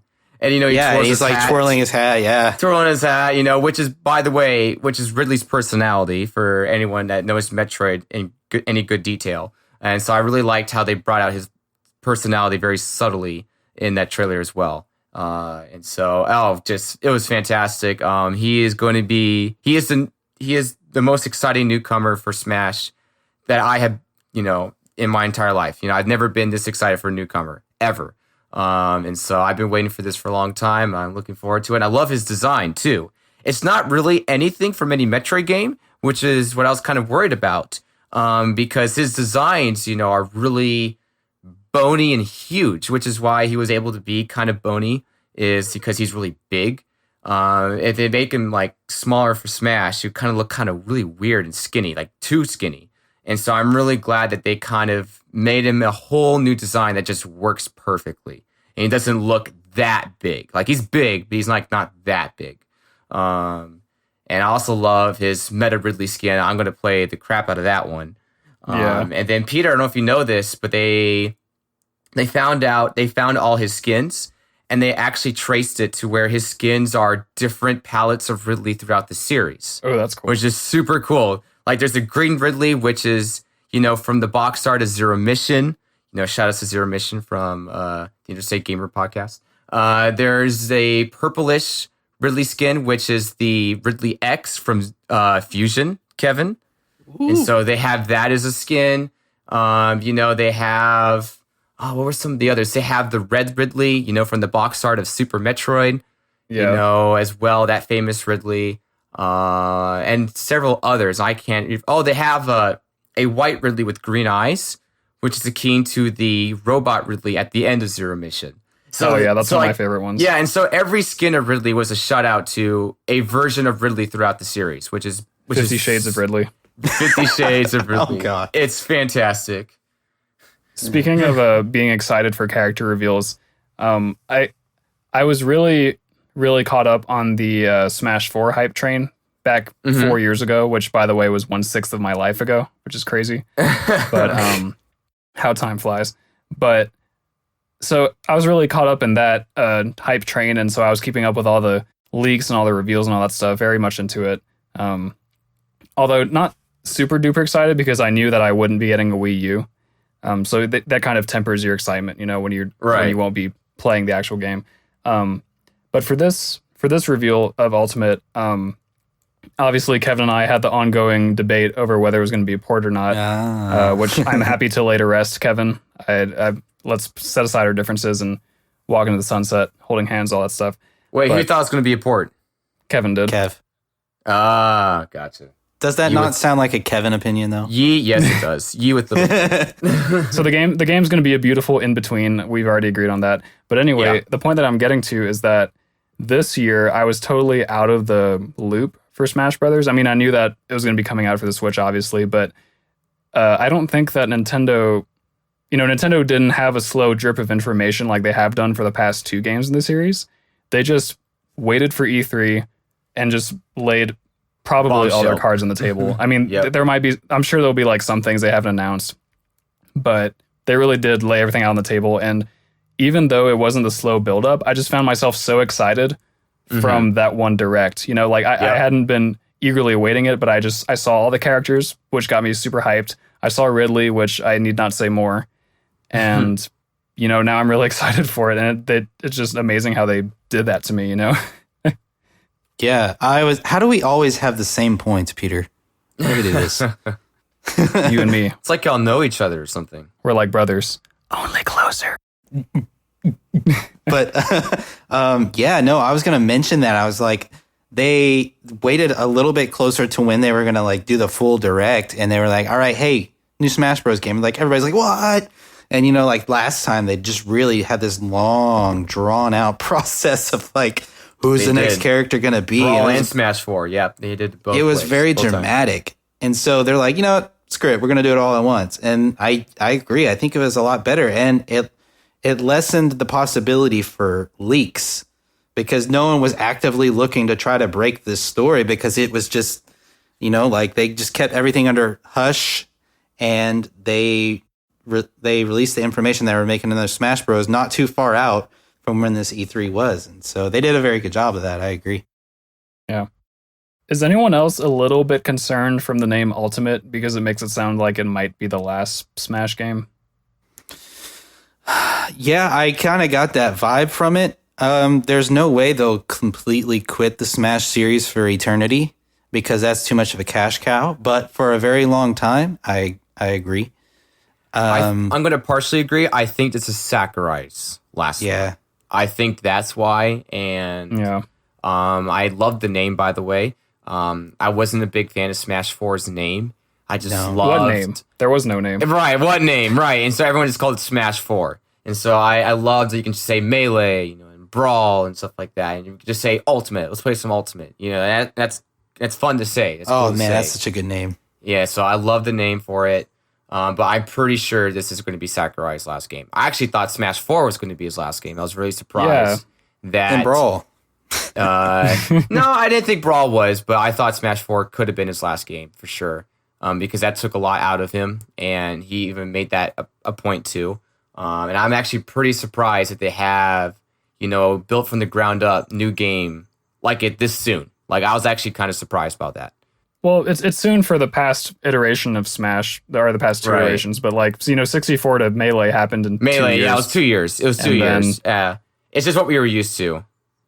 People keep saying it's built from the ground up. I always tend to disagree with this because, Sakurai has stated before, the way they start every single Smash game, and I'm quite confident, and this one's no different, is that they take all the characters from the previous one, and I think all the stages, and they import the data to whatever engine they have or whatever they're using, and they kind of extract the data from that, or if they want to make new models, they go ahead and do that.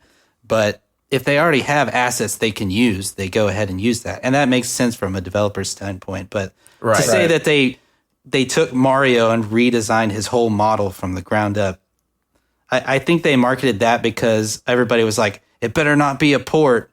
And so Right. they're like, oh, no, it's a new game, like from the ground up, like new engine. You're right. Like, No, you're right. I think Yeah. the characters, they ported over and they changed. I think the characters are the most obvious, similarities or changes because, I mean, there's quite a big drastic change between the characters from, Melee to Brawl, and even Brawl to Smash 4 had a lot of changes. This one doesn't seem to have that many changes in comparison.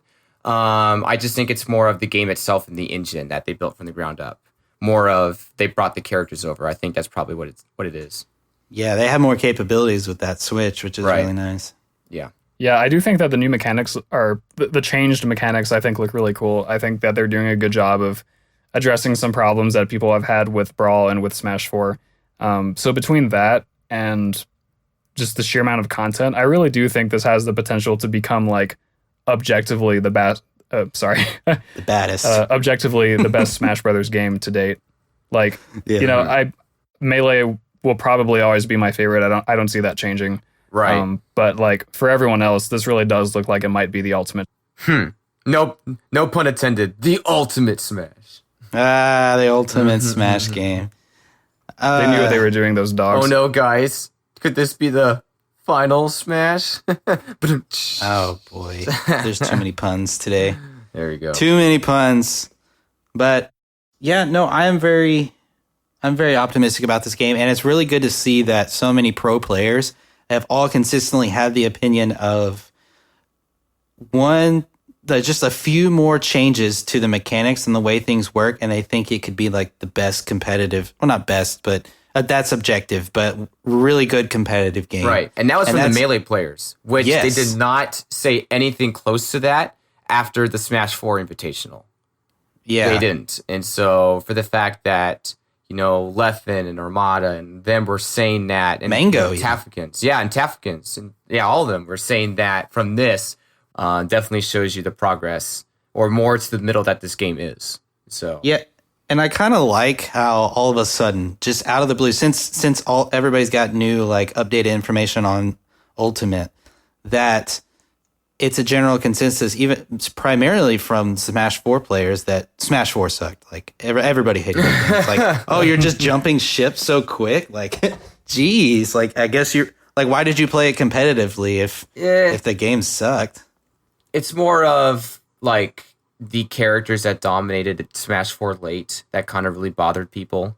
Not so much the game itself. I mean, there were some things about Smash 4 that people were bothered by, but they made it work and they enjoyed what Smash 4 was. I just think people were overall tired of the DLC and the power creep of the DLC and DLC taking over. And you got to see that full force in the Invitational with Bayonetta, by the way. Oof. You got to see the backlash. Yeah, but Sakurai saw it too, and he commented on it. So there's still he hope. shook his head. There's still hope. Oof. He said there are some bugs in the game still. I learned. Yeah, pretty big one, buddy. One's an entire character. Yeah, he was like, I'm gonna go home and like as soon as I get there, I'm gonna be at midnight. I'm gonna go and work on the game. I was like, dude, just chill a little bit. Just hang out with us. Relax. Celebrate. Yeah, yeah. I do want to make a quick point that the decision to bring everyone back is, I think, an incredible decision. Phenomenal. I actually like that better than like 3 or 4 newcomers. I really do.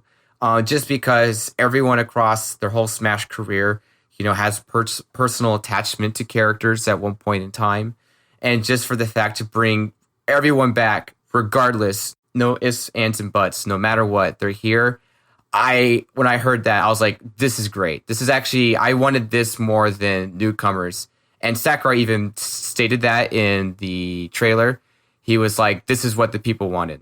And, to see people who love Snake get so excited, to see my brother who loves Pichu, he's back, and Ice Climbers and, and several others. And I liked Lucina in Smash 4. And I'm really happy she's back, and so there's just several things that I like about that decision. I totally agree. I saw this really funny tweet that day where someone said, raise your hand if you predicted that young Link was going to be in this game.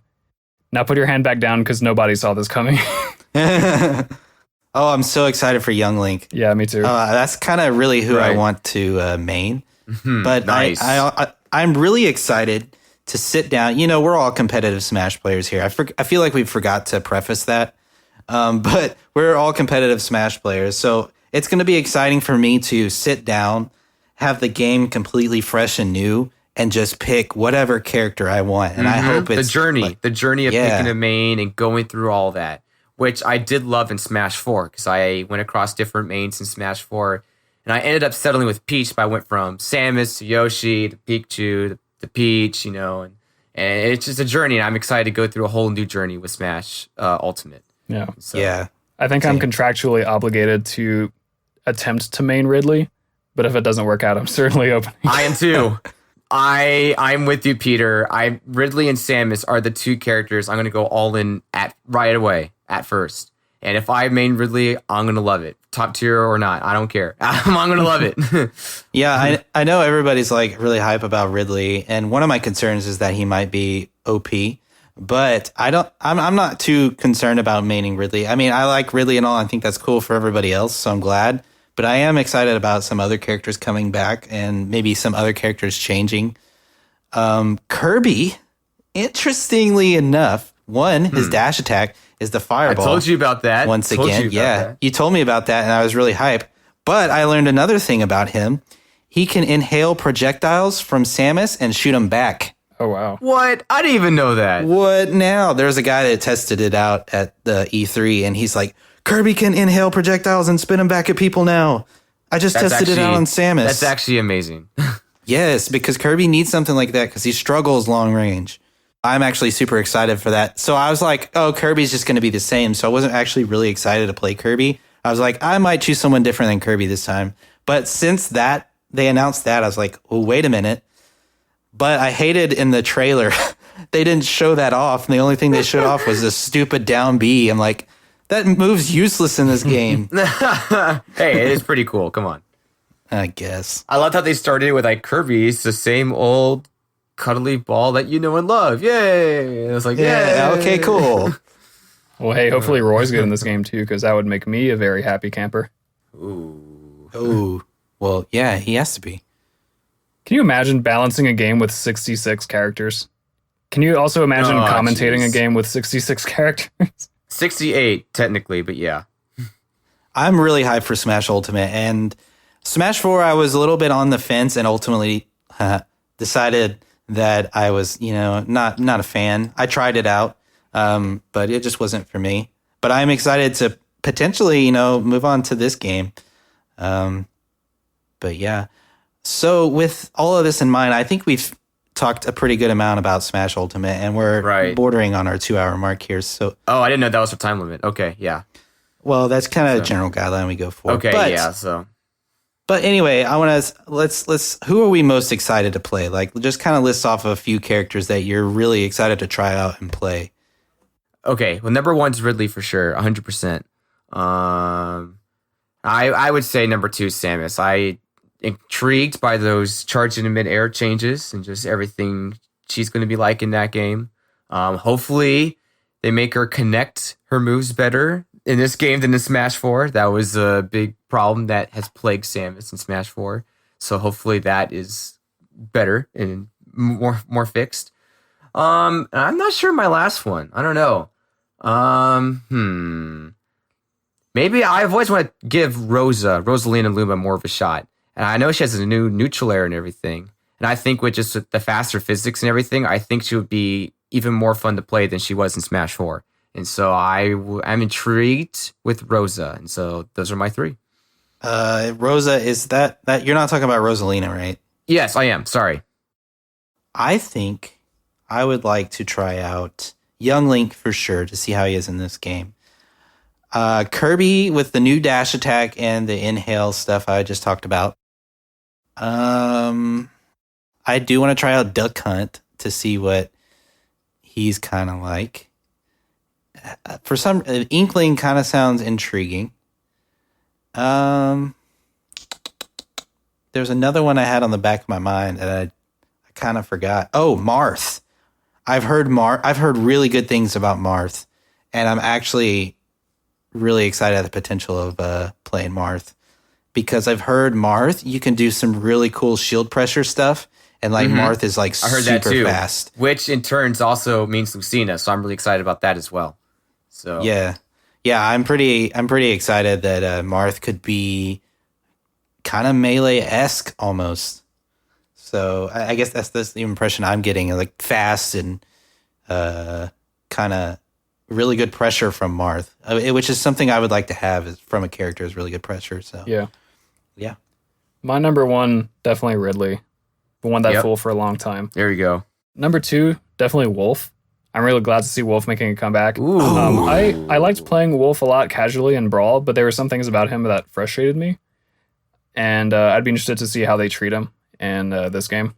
Bring back Kevin Seastick Wolf. Bring it back.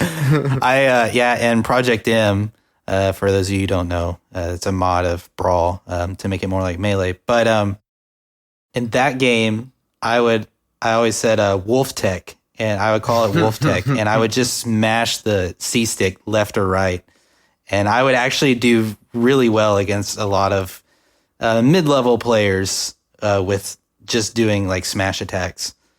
So it was actually pretty funny. But I really liked the way they presented Wolf. They made him seem really cool, especially his new design looks really neat. Wolf is a cool character in general. Really happy to have him back in the mix. Third, I kind of want to say Game & Watch because I like the aesthetic changes that they're bringing to make it look more like the actual Game & Watch games. But I think, honestly, I would be more excited to play either Young Link or Link, the Breath of the Wild Link.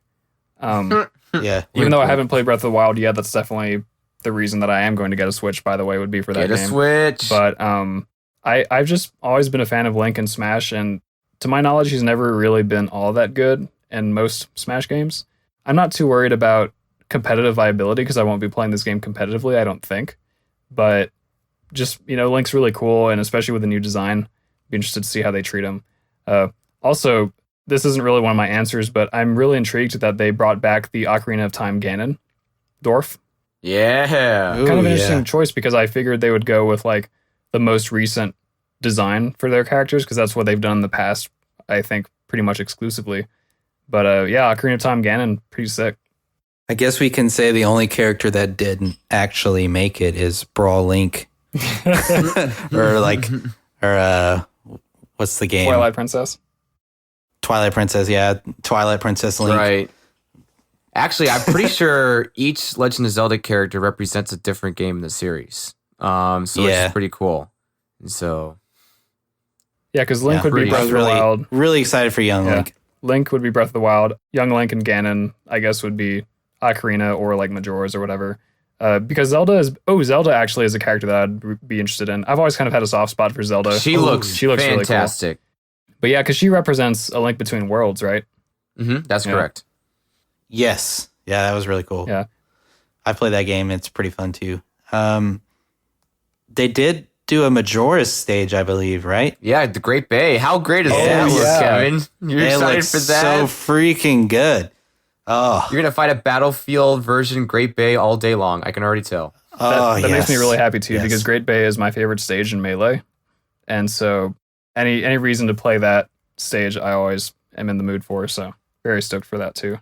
I'll play the Great Bay. I'll play at the Great Bay with my Great Bay. I saw that too. I saw that picture earlier today, actually. Really? That's actually a meme? Yes, it says know your differences. Great Bay, and then Great Bay, the picture of the new Zelda in Smash Ultimate, but with Bay B-A-E, so it's hilarious. December 1st, boys. So I think this is a good time to kind of wrap up the podcast. God knows we spent enough time talking about Smash Ultimate, but is it December 7th yet? Yeah. I think we had a really fun recap. I think that one of you guys had this idea of us kind of going through and saying the 3 games that we're most excited about that we've seen at E3. You guys want to do that? Yes, and that'll be our good send off, I think. Yeah, and I can start off with that. The 3 games I'm most intrigued to see what they're like is obviously number 1 is Smash Ultimate. It's so in my heart. I can't stop thinking about it. I think the second one that intrigues me the most is the new Fire Emblem, even though I don't know a whole lot about it. But Fire Emblem, the Three Houses. I'm a recent Fire Emblem fan. Fire Emblem on the console and all of that. I'm really excited about that. And then I think the last one, it's a game that I realistically won't play since I don't own the system, but I'm really curious to see how it turns out and how it looks.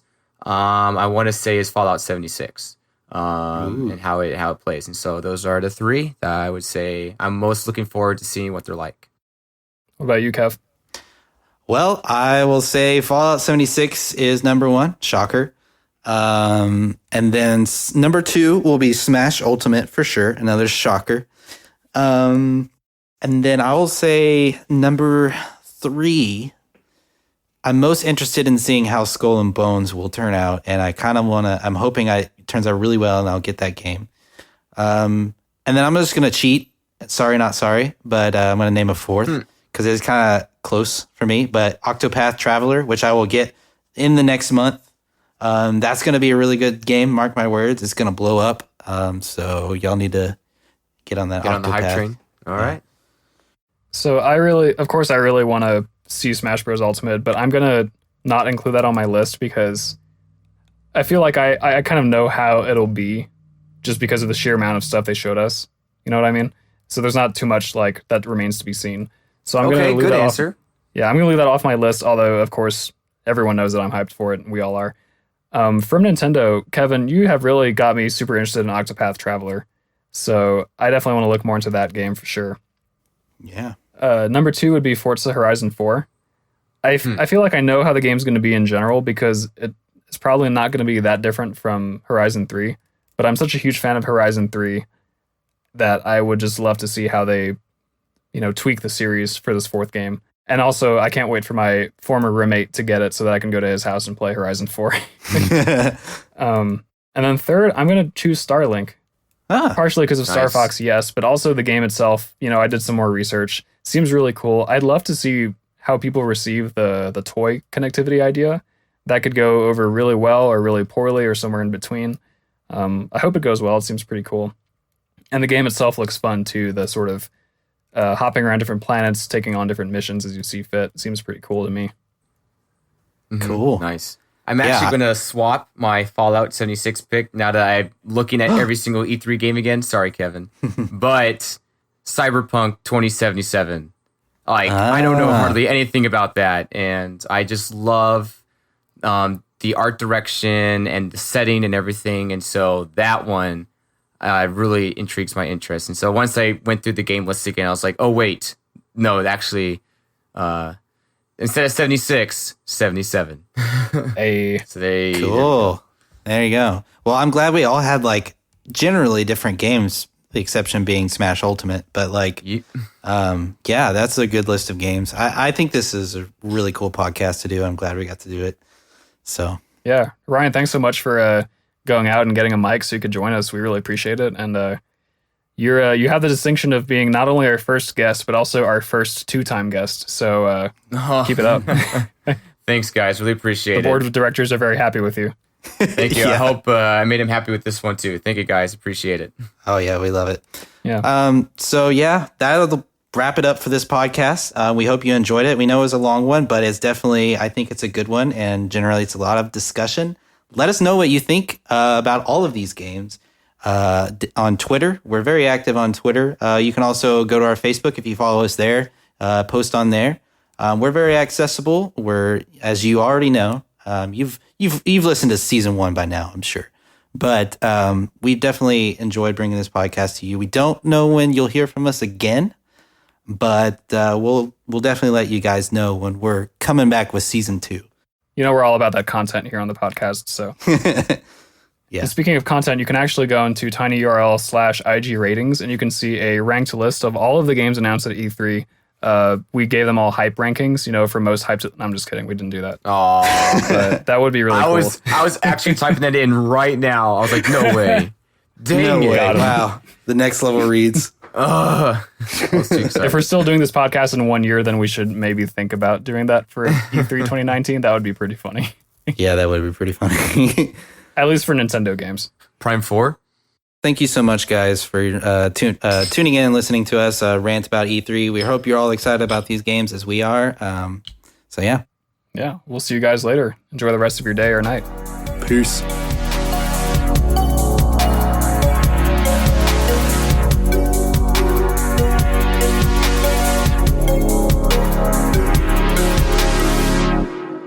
Yeah, baby.